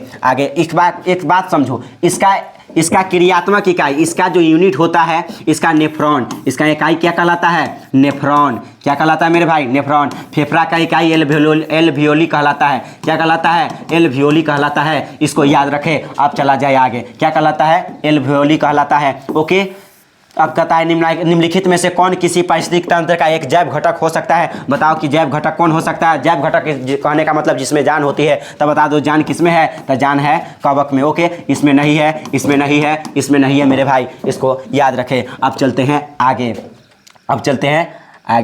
आगे इसको डिलीट मार के आगे बढ़ा जाए। तो मेरे भाई आगे क्या है उसके बारे में बात करते हैं। नर युग्मक तथा मादा युग्मक के संयोजन से क्या बनता है, तो नर युग्मक और मादा युग्मक के संयोजन से जाइगोट बनता है। इसी का नाम होता है युग्मनज। क्या होता है, युग्मनज। और युग्मनज से क्या बनता है मेरे भाई, भ्रूण। युग्मनज से क्या बनता है, भ्रूण। भ्रूण से क्या बनता है, बच्चा। भ्रूण से क्या बनता है, बच्चा। अब बच्चा से क्या होता है, लोग जवान होता है, जवान से कथी होता है, बूढ़ा। अब बूढ़ा से क्या होता है, डिलेट हो जाता है मेरे भाई, इसको याद रखें, खानदानी निपटा दिए। तो युग्मक तथा मादा युग्मक के मतलब नर युग्मक और मादा युग्मक के संयोजन से क्या बनता है, तो जाइगोट बनता है मेरे भाई, याद रखें। शुक्राणु हम लोगों में पाया जाता है। ठीक है, नर युग्मक कहने का मतलब है शुक्राणु, नर युग्मक कहने का क्या मतलब है, शुक्राणु। नर युग्मक बोले तो शुक्राणु, और मादा युग्मक बोले तो अंडाणु। मादा युग्मक बोले तो क्या होगा, अंडाणु। ये दोनों मिलकर जाइगोट का निर्माण करता है, इसको याद रखें मेरे भाई। अंडाणु निश्चेचित होता है, अंडाणु निश्चेचित होता है कहाँ पर, अंडाणु कहाँ पर निश्चेचित होता है मेरे भाई, फैलोपियन नलिका में। कहाँ पर निश्चेचित होता है, फैलोपियन नलिका में, इसको याद रखें। अब चलते हैं आगे। ठीक है, आगे देखिए, आगे क्या है क्वेश्चंस, आगे है मेरे भाई, पादप अपशिष्ट संचित रहते हैं। तो पादप अपशिष्ट कहाँ संचित रहते हैं, तो कोशिकीय रिक्तिकाओं में हाँ रहते हैं, पत्ती में हाँ रहते हैं, ये भी सही है, ये भी सही है। छाल में, रिक्तिकाओं में, मतलब अपशिष्ट जो बच जाता है जैसे, तो वो कहाँ संचित रहता है, छाल में भी रहता है, कोशिकीय रिक्तिकाओं में भी रहता है। ठीक है, और पत्ती में भी रहता है। ठीक है मेरे भाई, इसको आप याद रखें। डी फॉर देवसेना, इसका राइट आंसर क्या हो जाएगा, डी हो जाएगा मेरे भाई। यदि इससे पादप से और भी क्वेश्चन पूछता है तो बताओ, कहेगा कि पादप में जल का वहन कौन करता है, जाइलम उत्तक। भोजन का परिवहन कौन करता है, फ्लोएम उत्तक, इसको याद रखें। ठीक है मेरे भाई, और भी क्वेश्चन आ सकता है, और भी क्वेश्चन इससे क्या आ सकता है। चलिए आगे देखते हैं, आगे क्या हो जाएगा इसका आंसर। आगे है सामान्य अनुशीतलन दाब क्या होता है, सामान्य अनुशीतलन बोले तो 80, अ से अनुशीतलन, अ से 80, और इसका दूसरा नाम होता है डायस्टोलिक। कभी कभी हिंदी में लिख देता है डायस्टोलिक, कन्फ्यूजन नहीं रहे। ये 120 होता है परकुंचन दाब, 120 क्या होता है, परकुंचन या परकुंचन ऑप्शन में ना मिलेगा तो इसी का दूसरा नाम होता है सिस्टोलिक। क्या होता है, सिस्टोलिक, याद रखें मेरे भाई। तो बताओ सिस्टोलिक कितना होता है, 120, परकुंचन कितना होता है, 120। अब बताओ अनुशीतलन कितना होता है, 80, डायस्टोलिक कितना होता है, 80, मतलब अनुशीतलन भी 80, डायस्टोलिक भी 80, परकुंचन 120 और सिस्टोलिक 120। रक्तदाब 120/80, रक्तदाब 120/80 मिलीमीटर पारा। ओके मेरे भाई, तो इसको आप याद रखें। ठीक है, ये हो गया खत्म। रक्त का माप किससे की जाती है? तो रक्त की माप होता है, रक्त की माप बताओ रक्त किससे मापते हैं? तो याद रखें रक्त की माप होता है एस्फाइग्मो मैनोमीटर से, एक फाइग्मो मैनोमीटर से होता है, मैनोमीटर से, इसको याद रखें। ओके, अब चलते हैं आगे, अब चलते हैं आगे, ठीक है मेरे भाई। तो आगे चला जाए, क्या होगा आगे आगे आगे, ये देखिए आगे का क्वेश्चन है, मनुष्य, बिल्ली तथा चमगादड़ के अग्रपाद कैसा होता है? तो बताओ, मनुष्य, बिल्ली तथा चमगादड़ सबका काम अलग है। मनुष्य के अग्रपाद क्या करेगा? खाने का काम करेगा, पढ़ने का मतलब लिखने उखने का काम करेगा। क्या चमगादड़ के जो अग्रपाद है वह लिखने का काम करेगा? क्या कार्य समान नहीं हुआ, वो चमगादड़ का अगला पंख उड़ने का काम करता है, बिल्ली का अग्रपाद चलने का काम करता है। इसलिए कार्य, यदि कार्य अलग है तो समझात अंग, कार्य अलग है, कंफ्यूजन में ना, कार्य अलग है समझात अंग, असमझात ना कहिएगा, कार्य अलग होगा समझात अंग। अगर कार्य समान होता है, कार्य समान होता है, कार्य समान, यदि कार्य समान है, याद रखें कार्य समान होगा तो असमझात अंग होगा, कार्य समान असमझात अंग। जैसे कहेगा हमारा पैर और घोड़े के पैर, ये दोनों क्या होते हैं? तो असमझात अंग होते हैं। कार्य समान हो गया चलने का तो असमझात अंग है मेरे भाई, इसको आप याद रखें। असमझात अंग का दूसरा नाम होता है समवृत्ति अंग। कौन सा अंग? समवृत्ति अंग, इसको याद रखें। कौन सी अंग होता है? समवृत्ति अंग होता है, इसको याद रखें। अब चलते हैं आगे, आगे क्या है मेरे भाई? आगे देखिए, पादप में फ्लोएम उत्तरदायी है, पादप में फ्लोएम उत्तरदायी है किसके लिए? तो ये भोजन का संवहन के लिए, अभी बताए फ्लोएम किसके लिए? भोजन का संवहन के लिए, और जाइलम किसके लिए? जल का परिवहन के लिए, ठीक है, इसको आप याद रखें। अब चलते हैं आगे, आगे आपका क्या क्वेश्चन है? एक वयस्क मनुष्य में कितने दांत होते हैं? तो मेरे भाई एक वयस्क मनुष्य में, जवान मनुष्य में कितने दांत होते हैं? 32 दांत होते हैं। पूरे जीवन काल में 52 दांत उगते हैं हमारे पूरे जीवन काल में कितने दांत उगते हैं? 52 दांत उगते हैं। इसमें से 20 जो है दूध वाला दांत होता है और 12 जो है बाद में उगता है। तो 20 12 कितना हो गया? 32। लेकिन ये 20 दांत एक मरतबे 20 गो टूट जाता है, दूधिया दांत, और फिर 20 गो बाद में जन्म लेता है, ठीक है। तो 20 गो कौन सा दांत होता है? दूधिया दांत होता है 20 गो। दूधिया दांत कै गो होता है? 20 गो। दांत 4 प्रकार के होते हैं। दांत कितने प्रकार के होते हैं? 4 प्रकार के मेरे भाई। एक होता है कैनाइन, एक क्या होता है? कैनाइन। एगो क्या होता है? इंसीजर। कैनाइन होता है, इंसीजर होता है, प्रीमोलर होता है, एक मोलर होता है मेरे भाई। कैनाइन होता है 8 गो। कैनाइन की संख्या कै गो? 8 गो। इंसीजर की संख्या कै गो? 4 गो। प्रीमोलर की संख्या कै गो? 8 गो। और मोलर की संख्या कै गो? 12 गो। 8 4 8 12, यानी कैनाइन 8 गो, इंसीजर 4 गो, प्रीमोलर 8 गो, मोलर 12 गो। इसको याद रखिए मेरे भाई, दांत 4 प्रकार के, कैनाइन, इंसीजर, प्रीमोलर, मोलर, ठीक है मेरे भाई। अब चलते हैं आगे, ठीक है। आगे क्या है उसके बारे में बात कर लिया जाए। आगे आपका है एंड्रोजन। क्या है मेरे भाई? तो एंड्रोजन एक नर्लिंग हार्मोन है। एंड्रोजन क्या है? तो एक नर्लिंग हार्मोन है। एंड्रोजन क्या है मेरे भाई? नर्लिंग हार्मोन है, नर्लिंग हार्मोन है। यदि आपसे पूछता है टेस्टोस्टेरोन, क्या पूछता है? टेस्टोस्टेरोन पूछेगा तो ये आपका जो होगा ये नर्लिंग हार्मोन होगा, इसको याद रखें, टेस्टोस्टेरोन। ये भी क्या होगा? Knurling hormone. यदि आपसे पूछता है मादा हार्मोन तो कहिएगा एस्ट्रोजन। क्या कहिएगा? एस्ट्रोजन कहेगा तो मादा लिंग हार्मोन होगा। और प्रोजेस्टेरॉन क्या पूछ सकता है? प्रोजेस्टेरॉन आप याद कर ले, प्रोजेस्टेरॉन ये क्या होगा? मादा हार्मोन होगा, इसको याद रखें। ये इतना ही पूछेगा, इतना ही से काम चल जाएगा मेरे भाई, ठीक है। बच्चों में लिंग का निर्धारण माता के गुणसूत्र करता है कि पिता के? तो कहिएगा पिता के गुणसूत्र लिंग निर्धारण में सहायक होता है। बेटा होगा कि बेटी होगा तो वो पिता के गुणसूत्र जिम्मेवार है उसके लिए मेरे भाई, याद रखें, ठीक है। अब चलते हैं आगे क्या हो जाएगा? आगे न्यूरॉन का वह हिस्सा जहाँ से जानकारी इकट्ठा की जाती है या हासिल की जाती है, अभी बताए हैं डेंड्राइट से जानकारी इकट्ठा की जाती है। जैसे चींटी काट लेता है या मान लीजिए कि कोनो अगर आपको धोखा से कट जाता है या कुछ हो जाता है तो डेंड्राइट्स को ही पहले मालूम चलता है, इससे जानकारी इकट्ठा होती है, ठीक है मेरे भाई, याद रखें।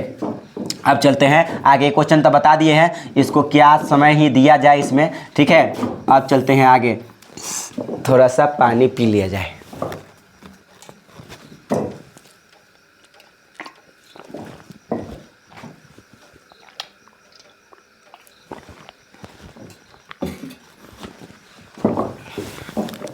चलिए आगे क्या होता है उसके बारे में बात करते हैं।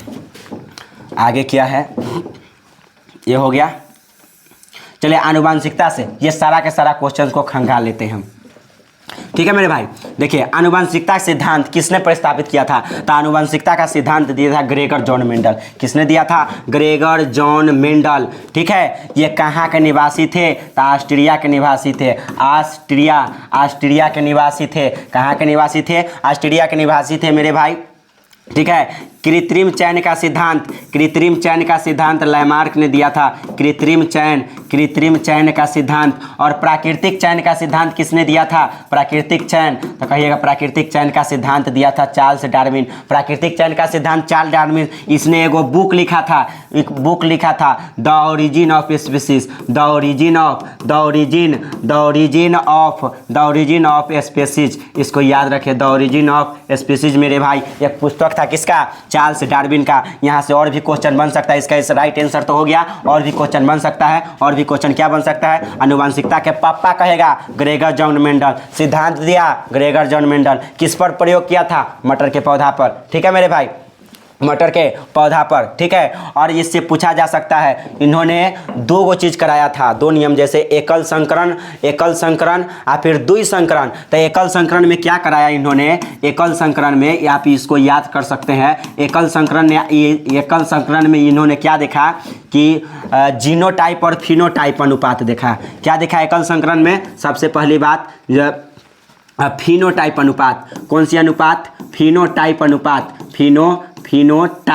फिनोटाइप रेशियो क्या था? तो आपको याद रखना पड़ेगा 3:1 था। फिनोटाइप रेशियो क्या था? फिनोटाइप रेशियो क्या था? 3:1। एकल संकरण में 3:1। और जीनोटाइप अनुपात क्या था? तो मेरे भाई आपको जीनोटाइप याद रखना पड़ेगा कि जीनोटाइप अनुपात क्या था। तो आप याद रखें कि जीनोटाइप अनुपात था 121, मतलब 1:2:1। मतलब ये जो दूसरा पीढ़ी में जो पौधा प्राप्त हुआ, दूसरा पीढ़ी में जो पौधा प्राप्त हुआ मेरे भाई, पहला था कि उसका जो बाहरी से रूप में देखा गया कि 3 गो लंबा था, 3 गो लंबा दिखाई दे रहा था। लेकिन अंदर से देखा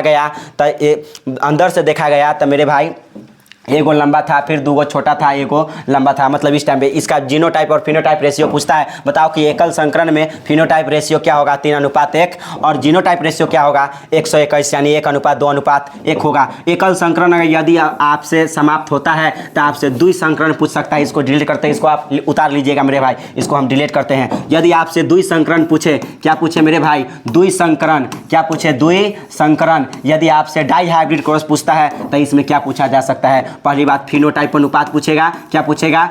फिनोटाइप अनुपात पूछेगा। तो फिनोटाइप अनुपात क्या हो जाएगा मेरे भाई? इसको याद रखें, फिनोटाइप अनुपात हो जाएगा 9 से 33, 9 से 33 1, 9:3:1, 9 से 33 1, 9:3:1 होता है फिनोटाइप रेशियो द्वि हाइब्रिड क्रॉस में। और जीनोटाइप रेशियो क्या होता है मेरे भाई? इसको याद रखें, जीनोटाइप रेशियो क्या होता है? तो जीनोटाइप रेशियो होता है 121, 242, 121, 242, 121, मतलब 1:2:1, ठीक है मेरे भाई। मतलब 121, 242, 121, ये ट्रिक है याद करने का। द्वि संकरण में पूछे था ये याद रखिएगा, एकल संकरण में पूछे था वो वाला जो ऐसे पहले बताए हैं उसको याद रखिएगा। अब चलते हैं आगे चलते हैं मेरे भाई। आगे क्या होगा? ठीक है, आगे क्या होगा इस बात को समझे। तो आगे इसका तो हो गया, आगे चलते हैं। आगे जो डिस्कशन होगा, जो भी क्वेश्चंस हो, इसके बारे में चलते हैं। तो आगे है क्वेश्चन, प्रकाश संश्लेषण की अभिक्रिया निर्भर करता है। अभी बताया इसके लिए कच्चा पदार्थ कौन कौन चाहिए? जल भी चाहिए, सूर्य की रोशनी भी चाहिए, क्लोरोफिल भी चाहिए, एगो छूट गया कार्बन डाइऑक्साइड। इनमें से सभी, ठीक है आंसर, इनमें से सभी। कौन सी गैस निकलती है? ऑक्सीजन गैस निकलती है। प्रकाश संश्लेषण में ग्लूकोज का निर्माण होता है मेरे भाई, इसको याद रखें। अब चलते हैं आगे। 69 के बाद 70, गुर्दे में उत्पादित मूत्र मूत्राशय में जाता है। गुर्दे में उत्पादित मूत्र मूत्राशय में जाता है। किसके द्वारा जाता है? तो कहेंगे मूत्र वाहिनी द्वारा। किसके द्वारा जाता है? मूत्र वाहिनी द्वारा जाता है मेरे भाई, इसको याद रखें।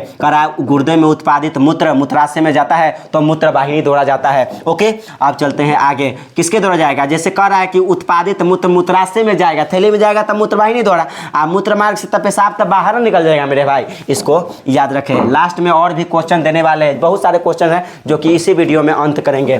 ठीक है कि आज के बाद अगर टेस्ट कहीं भी हो तो इससे नंबर 40 से 40 में आएगा। 80 को पूछता है तो 40 नंबर आ ही जाना चाहिए मेरे एक वीडियो से, इस वीडियो से। ओके, तो मेरे भाई जितना कह रहे हैं उतना आप याद करते जाइएगा, और भी करा देंगे इसके लास्ट में। ठीक है मेरे भाई, फिलहाल अभी यहाँ पर इसको ध्यान दिया जाए। ठीक है, 70 हो गया। 70 के बाद 71 देख लो मेरे भाई। रक्त क्या है? तो रक्त कहेंगे तरल संयोजी उत्तक है। रक्त क्या है? तरल संयोजी उत्तक है। रक्त क्या है मेरे भाई? तरल संयोजी उत्तक है। ठीक है, कहेगा बताओ कि कोशिकाओं का अध्ययन क्या कहलाता है? साइटोलॉजी। क्या कहलाता है? साइटोलॉजी। उत्तक का अध्ययन क्या कहलाता है? उत्तक का अध्ययन। यदि आपसे पूछ ले उत्तक का अध्ययन क्या कहलाता है? हिस्टोलॉजी। क्या कहलाता है? हिस्टोलॉजी। हिस्टोलॉजी। बताओ क्या कहलाता है उत्तक का अध्ययन? हिस्टोलॉजी कहलाता है मेरे भाई, याद रखे। रक्त 3 प्रकार के होते हैं, एक आरबीसी, एक आरबीसी, एगो डब्ल्यूबीसी, एक डब्ल्यूबीसी, एगो प्लेटलेट्स। एगो कौन सा होता है? प्लेटलेट्स। इसको याद रखें, आरबीसी, डब्ल्यूबीसी, प्लेटलेट्स मुख्य रूप से 3 प्रकार के होते हैं। आरबीसी की जीवन अवधि 120 दिन। आरबीसी की जीवन अवधि कितने दिन? 120 दिन। और डब्ल्यूबीसी की जीवन अवधि 12 से 20 दिन। 12 से 20 दिन। और प्लेटलेट क्या करता है? रक्त को थक्का जमने में मदद करता है मेरे भाई, इसको याद रखें। अब चलते हैं आगे। ओके, अब चलते हैं आगे। फूल में नर प्रजनन अंग क्या होता है? तो फूल में नर प्रजनन अंग पुंकेसर। पुंकेसर न रहे तो पुमेंग, पुमांग। ठीक है, अब पुमांग न रहे तो क्या मारेंगे? तंतु। क्या मारेंगे? तंतु। तंतु, पुमांग, पुंकेसर, पुमांग, तंतु। आप इतना चीज को मार सकते हैं मेरे भाई। ठीक है, याद रखें। और वर्तिकाग्र है, वर्तिका है, ये सब क्या कहलाएगा? तो ये है जो ये मादा अंग कहलाएगा। मादा प्रजनन अंग। मादा प्रजनन अंग फूल में, मादा प्रजनन अंग। और बाद बाकी ये सब क्या होगा? ये कहेंगे फूल में नर प्रजनन अंग होगा मेरे भाई, इसको आप याद रखिएगा। ठीक है, अब चलते हैं आगे। अब चलते हैं आगे। आगे देख लिया जाए। द ऑरिजिन ऑफ स्पीसीज अभी बताए हैं, किसने लिखा था? चार्ल्स डार्विन ने लिखा था। इसको आगे बताने की जरूरत नहीं है। ग्रेगर, जॉन मेंडल, लैमार्क के बारे में सबके बता दिए। बीजमैन चूहा के बारे में बताया था। ठीक है, चूहा पर अपना प्रयोग किया था विसमैन ने। ठीक है, अब चलते हैं आगे। आगे आगे क्या हुए मेरे भाई? आगे देखो, मानव आहार नल का सबसे लंबा भाग। मानव आहार नल का सबसे लंबा भाग छोटी आंत होता है। कौन होता है? छोटी आंत होता है मेरे भाई, छोटी आंत होता है। यदि आप कहिएगा बड़ी आंत, इसमें भोजन का, बड़ी आंत के एक भाग होता है इलियम, जिसमें भोजन का अंतिम रूप से पाचन होता है। तब भोजन का अंतिम रूप से पाचन कहाँ होता है? इलियम में होता है मेरे भाई, इलियम में होता है। अमाशय का आकार कैसा होता है? तो आप याद रखें, अमाशय जे के आकार के होता है। अमाशय किस आकार के होता है? जे आकार के होता है मेरे भाई। अमाशय किस आकार के होता है? जे आकार के होता है। यदि आपसे पूछता है आहार नाल की लंबाई, एक लंबाई पूछेगा, बताओ आहार नाल कितना लंबा होता है? तो कहिएगा 8 से 10 मीटर। 8 से 10 मीटर। 8 से 10 मीटर। और छोटी आंत की लंबाई 10 से 12 मीटर। 10 से 12 मीटर छोटी आंत की लंबाई होती है मेरे भाई, इसको आप याद रखें। अब चलते हैं आगे। आगे क्या है उसके ऊपर हम बात करते हैं। आगे क्या है? निम्नलिखित में से कौन मादा जनन तंत्र का भाग नहीं है? तब बताओ मादा जनन तंत्र का शुक्रवाहिका होता है? बताओ, शुक्रवाहिका यानी वॉइस डिफरेंस नहीं ना होता है मादा में, अंडा से होता है। डिम्ब वाहिनी होता है। डिम्ब वाहिनी बोले तो फैलोपियन ट्यूब, ओविडक्ट, इसी को ओविडक्ट भी कहते हैं। गर्भाशय, ये सब के सब मादा में पाया जाता है, लेकिन पुरुष में ये पाया जाता है। राइट आंसर आपका यही है मेरे भाई। ओके, तो इसको आप याद रखें। अब चलते हैं आगे। आगे क्या है मेरे भाई? आगे जो है आपका, किस जीव में हीमोग्लोबिन नहीं होता है? किस जीव में हीमोग्लोबिन नहीं होता है? जिसमें खून का रक्त लाल नहीं होगा, उसमें हीमोग्लोबिन नहीं होगा। बताओ कौन होगा? तो ये होगा मक्खी होगा। Right answer. मनुष्य में खून लाल होता है हीमोग्लोबिन के कारण, और पक्षी में इस पर काट के देखो तो क्या मिलेगा? लाल मिलेगा। इसलिए कैसा होगा खून? कैसा हीमोग्लोबिन? लाल, या खून जिसमें होगा वो लाल। हीमोग्लोबिन के कारण ही खून लाल होता है मेरे भाई, याद रखें। ठीक है, अब चलते हैं आगे। अब चलते हैं आगे। आगे आपका क्या क्वेश्चन है उसके ऊपर बात है। मनुष्य में श्वेत रक्त की कोशिकाओं की जीवन अवधि अभी बताया, श्वेत रक्त 12 से 20 दिन। 120 दिन किसको बोल रहे हैं? डब्ल्यूबीसी के। इसका राइट आंसर 12 से 20 दिन हो जाएगा। आगे है मेरे भाई, प्रसिद्ध पुस्तक द माइक्रोग्राफिया किनके द्वारा लिखी गई है? प्रसिद्ध पुस्तक द माइक्रोग्राफिया किनके द्वारा लिखी गई है? तब बता दो, प्रसिद्ध पुस्तक द माइक्रोग्राफिया किनके द्वारा लिखी गई है मेरे भाई? किनके द्वारा? माइक्रोग्राफिया रॉबर्ट हुक के द्वारा लिखा गया है। रॉबर्ट हुक का ये कोशिका का खोज किए थे 1665 में। कब किए थे कोशिका की खोज? 1665 में। यह मृत कोशिका की खोज किया था। कौन सी कोशिका का? मृत कोशिका का खोज किया था कॉर्क कैबियम से। किससे किया था? कॉर्क कैबियम से। ये क्वेश्चन आपसे नहीं पूछा जा सकता, लेकिन चलो भाई बता दिए, ठीक है। इसको आप चलते हैं आगे चलते हैं। आगे क्वेश्चंस क्या हो सकता है? पौधे और पशुओं के कोशिकाओं का अध्ययन अभी बोले हैं, बताओ क्या कहलाता है? साइटोलॉजी। कोशिकाओं का अध्ययन क्या कहलाता है? डायरेक्ट कह दिया कोशिका विज्ञान यानी साइटोलॉजी। उत्तक का अध्ययन क्या कहलाता है? हिस्टोलॉजी, ठीक है, हिस्टोलॉजी। आनुवांशिकी कहेंगे, आनुवांशिक पदार्थ का अध्ययन जेनेटिक्स कहलाता है मेरे भाई, इसको याद रखें। आप चलते हैं आगे। आगे क्या है? पौधे में भोजन किस रूप में जमा होता है? तब बता दो, पौधे में भोजन किस रूप में जमा होता है? स्टार्च के रूप में होता है जमा। ओके मेरे भाई, और यहाँ से एक क्वेश्चंस और भी हम लिखने की कोशिश करते हैं। इस आप लोग थोड़ा सा लिखने की कोशिश कीजिएगा और याद रखें, ये जितना हम लिखा देते हैं यदि आप लिख लेते हैं तो एक भी क्वेश्चन नहीं छूटेगा मेरे भाई, एक भी क्वेश्चन। हम ऐसे तो बहुत सारे बोलवे किए हैं और बहुत सारे लिखेवे किए हैं, लेकिन तब पर भी हमें जो लगता है कि पूछने वाला है उसको हम लिखा देते हैं। आप लिख सकते हैं मेरे भाई, ठीक है। कुछ दर्पण रूपण से संबंधित हम लिखाते हैं, कुछ लिखाएंगे। ऐसे बहुत सारी चीज़ें बताइए दी हैं, बहुत सारे चीज़ बता दिए। चलिए मेरे भाई, तो हम आपको बता दें इसके अलावा क्या क्या पूछा जा सकता है, बताओ। अगर कहेगा कि सेम, ये जो किडनी है, किडनी का आकार कैसा होता है? सेम की बीज की तरह होता है, इसको याद रखें, सेम की बीज की तरह होता है।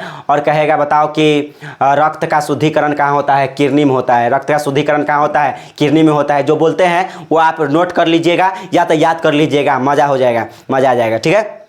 उसके बाद आपसे पूछा जा सकता है, बताओ कि ये तंत्रिका तंत्र की इकाई क्या कहलाती है? तो न्यूरॉन कहलाती है। तंत्रिका तंत्र की इकाई क्या कहलाती है? न्यूरॉन कहलाती है मेरे भाई। और भी आपसे क्वेश्चन पूछा जा सकता है, कहेगा बताओ कि उस यंत्र का नाम बताओ जो यांत्रिक ऊर्जा को विद्युत ऊर्जा में बदलता है। तो आप कहिएगा जनरेटर या डायनमो। ये सारा के सारा हम बतावे किए हैं। और यदि आपसे पूछा जा सकता है कि बताओ कि अपवर्तन क्या होता है, तो जब प्रकाश एक माध्यम से दूसरे माध्यम में जाता है तो अपनी मार्ग से विचलित हो जाती है, प्रक्रिया अपवर्तन कराती है। और इंद्रधनुष की बात करता है तो इंद्रधनुष में 2 बार अपवर्तन, 1 बार पूर्ण आंतरिक परावर्तन होता है मेरे भाई। और विचलन आपको हम बताइए दिए हैं, ठीक है। और उसके बाद मेरे भाई और भी क्वेश्चन पूछा जा सकता है। और भी क्वेश्चन क्या पूछा जा सकता है, ध्यान दे। जैसे आपसे केमिस्ट्री से क्वेश्चन उठाएगा, किससे वो उठाएगा? केमिस्ट्री से। कहेगा बताओ कि परवल अम्ल के नाम बता दो। तो एक हम ट्रिक बताते हैं, हंसना। क्या बताते हैं? हंसना। परवल अम्ल, कौन सा अम्ल? परवल अम्ल मेरे भाई, परवल अम्ल बता दो कि परवल अम्ल कौन कौन होगा। तो परवल अम्ल कहेंगे हाइड्रोक्लोरिक अम्ल, सल्फ्यूरिक अम्ल H2SO4, नाइट्रिक अम्ल मतलब HNO3, ये जो है परवल अम्ल का उदाहरण है, ठीक है मेरे भाई।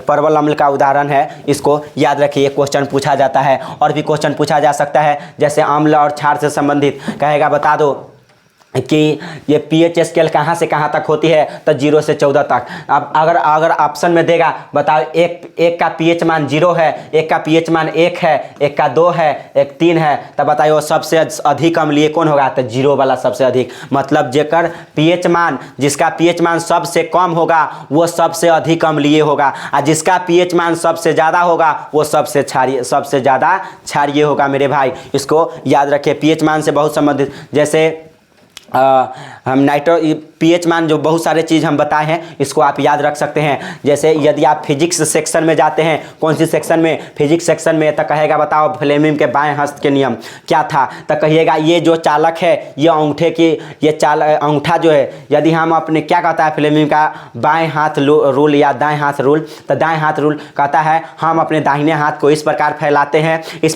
फैलाते हैं कि ये जो है अंगूठा बल की चालक की बल की दिशा को बताता है। और ये जो है तर्जनी यानी अंगूठा के बगल वाली, उसको हम तर्जनी बोलते हैं। तर्जनी चुंबकीय क्षेत्र की दिशा को बताता है, और मध्यमा उंगली विद्युत धारा की दिशा को बताता है। इसको याद रखें। कहेगा विद्युत मोटर बाएं हाथ पर आधारित होता है। विद्युत मोटर फ्लेमिंग के बाएं हाथ पर आधारित होता है, याद रखें। और जनरेटर दाएं हाथ पर आधारित होता है, क्योंकि हम हाथे चालू करते हैं मेरे भाई, इसको याद रखें। और भी क्वेश्चन पूछा जा सकता है, जैसे कि और भी क्वेश्चन क्या पूछेगा? कहेगा बताओ कि 1 नैनोमीटर बराबर क्या होगा। 1 नैनोमीटर बराबर क्या होगा। 1 नैनोमीटर, तो मेरे भाई 1 नैनोमीटर बराबर होता है 10 के पावर -9 मीटर। इसको याद रखे, 10 के पावर कितने मीटर, 9 मीटर। यदि आपसे पूछ ले कि 1 पिकोमीटर बराबर क्या होगा, तो मेरे भाई 10 के पावर -12 मीटर होता है, 12 मीटर होता है 1 पिकोमीटर। 1 पिकोमीटर 10 के पावर -12 मीटर के बराबर होता है। यदि आपसे पूछता है 1 एंगस्ट्रम किसके बराबर होगा, तो कहिएगा 1 एंगस्ट्रम जो है 10 के पावर, 1 एंगस्ट्रम जो बराबर होता है 10 के पावर -10 मीटर के बराबर होता है। ये क्वेश्चन पूछा जा सकता है। और भी क्वेश्चन पूछेगा, क्या पूछेगा मेरे भाई, जैसे आप बायोलॉजी सेक्शन में जाते हैं, कौन सी सेक्शन में जाते हैं, बायोलॉजी सेक्शन में, तो कहेगा बताओ कि अमीबा जो है, अमीबा किसके द्वारा अपनी भोजन को पकड़ता है। तो अमीबा किसके द्वारा भोजन को पकड़ता है, कुटपाथ की सहारा से पकड़ता है। ठीक है मेरे भाई, अमीबा का कोई आकार नहीं होता है, जैसा मन जैसा आकार ग्रहण कर सकता है वो। ठीक है मेरे भाई। और भी क्वेश्चन पूछा जा सकता है कि बताओ पैरामीशियम वो चप्पल का आकार का होता है। और भी क्वेश्चन पूछा जा सकता है, जैसे कि पूछेगा बताओ कि प्लेनेरिया और हाइड्रा में, प्लेनेरिया और हाइड्रा में पुनर्जनन होता है। प्लेनेरिया में, किसमें, प्लेनेरिया में, हाइड्रा में पुनर्जनन होता है। इसको याद रखें। यदि हम बात कर ले ईस्ट में और हाइड्रा में मुकुलन होता है। ईस्ट और हाइड्रा में क्या होता है, मुकुलन होता है। इसको याद रखें। अमीबा में विखंडन होता है। अमीबा में क्या होता है, विखंडन होता है। इसको याद रखें। और प्लेनेरिया सबसे महत्वपूर्ण है कि प्लेनेरिया में पुनर्जनन होता है। इसको याद रखें। और भी पूछा जा सकता है मेरे भाई कि बताओ मृतजीवी कौन हो, तो जू मतलब ढील समझ रहे हो, वो मृतजीवी होगा। ठीक है। और भी क्वेश्चन पूछा जा सकता है, जैसे कि पूछेगा बताओ कि प्रकाश संश्लेषण में क्या उत्पाद के रूप में बनता है, तो कहिएगा ग्लूकोज बनता है, ऑक्सीजन गैस बाहर निकलता है। और भी क्वेश्चन पूछा जा सकता है, केमिस्ट्री के सेक्शन से जाइएगा, कौन सी सेक्शन से जाइएगा, केमिस्ट्री से, तो और भी पूछा जा सकता है, जैसे में धातु, अधातु, उपधातु, तो कहेगा कौन सी धातु है जो धातु होते हुए भी द्रव अवस्था में पाई जाती है, तो ब्रोमीन। क्या बोलिएगा, ब्रोमीन नहीं, पारा। वह कौन सी धातु है जो द्रव अवस्था में होती है, पारा। वह कौन सी धातु है जो द्रव अवस्था में होती है, पारा। और वह कौन सी अधातु है जो आपका द्रव अवस्था में होता है, तब ब्रोमीन जो है, ब्रोमीन अधातु होते हुए भी द्रव अवस्था में होता है मेरे भाई, याद रखें। ठीक है। और भी क्वेश्चन पूछा जा सकता है, जैसे एक शुद्ध सोना क्या होता है, 24 कैरेट को हम शुद्ध सोना के नाम से जानते हैं। जितना बोलते हैं आप उसको याद कर लीजिएगा मेरे भाई। शुद्ध सोना को 24 कैरेट के नाम से जानते हैं। ओके। और भी क्वेश्चन पूछा जा सकते हैं, जैसे उपधातु कौन कौन होता है, उपधातु। तो मेरे भाई इसको हम इरेज करके बता दें थोड़ा सा ट्रिक कि उपधातु का ट्रिक क्या है। उपधातु जैसे एक ट्रिक होता है, सीता गीता विनीता, सीता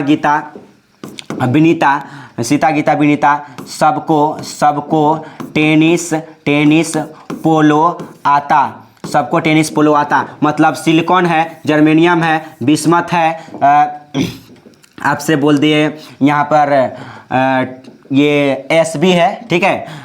उसके बाद टेलुरियम है, पोलोनियम है, आर्सेनिक है। Sb कहने का क्या मतलब है मेरे भाई, ये Sb ये एसिड होता था आपका, टीन होता। ठीक है। जर्मेनियम है, बिस्मथ है, उसके बाद सबको टेनिस पोल आता है। ये Sb देख लीजिएगा। ठीक है। एक Sb भी होता है। ये क्या है, देखो ट्रिक क्या है उपधातु को याद करने के, सीता गीता विनीता, सबको टेनिस पोलो आता है। मतलब silicon, germanium, bismuth, arsenic, polonium, tellurium.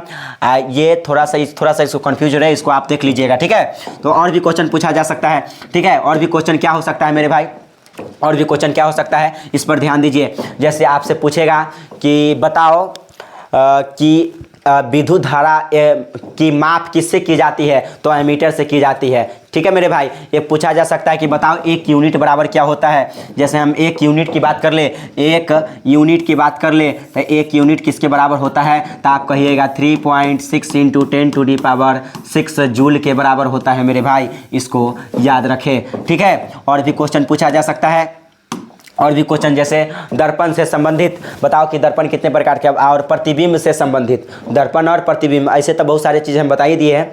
अब बताओ कि रेटिना पर किसी वस्तु का प्रतिबिंब कैसा बनता है, तो कहेंगे वास्तविक, उल्टा और वस्तु से छोटा बनता है मेरे भाई। इसको याद रखें। और भी क्वेश्चन पूछा जा सकता है, जैसे कि क्वेश्चन पूछता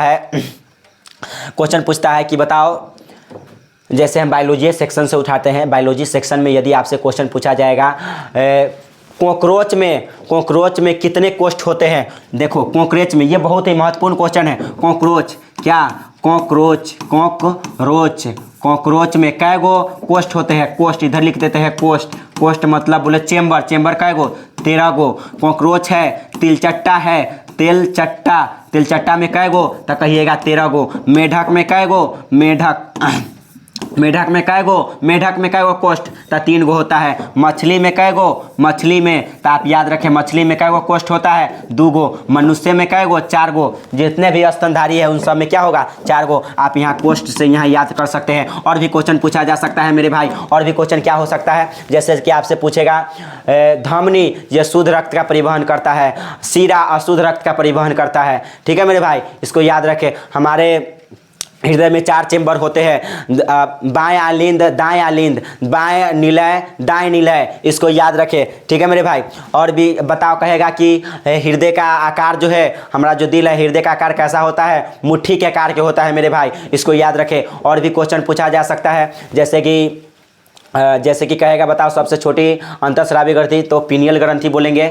बताओ पिट्यूटरी मास्टर ग्रंथि, मास्टर ग्रंथि पिट्यूटरी ग्रंथि यानी पीयूष ग्रंथि को हम मास्टर ग्रंथि के नाम से जानते हैं। पीयूष ग्रंथि को किस नाम से जानते हैं? मास्टर ग्रंथि के नाम से जानते हैं मेरे भाई। ओके, और भी क्वेश्चन पूछा जा सकता है। जैसे आप फिजिक्स सेक्शन में जाते हैं, कौन सी सेक्शन में? फिजिक्स में, तो आपसे पूछा जा सकता है, जैसे कि हमने बहुत सारे क्वेश्चन बताया भी है, इससे क्या क्या पूछा जा सकता है। जैसे करेंट चैप्टर तक, करेंट से बहुत सारे क्वेश्चन हम बता दिए हैं।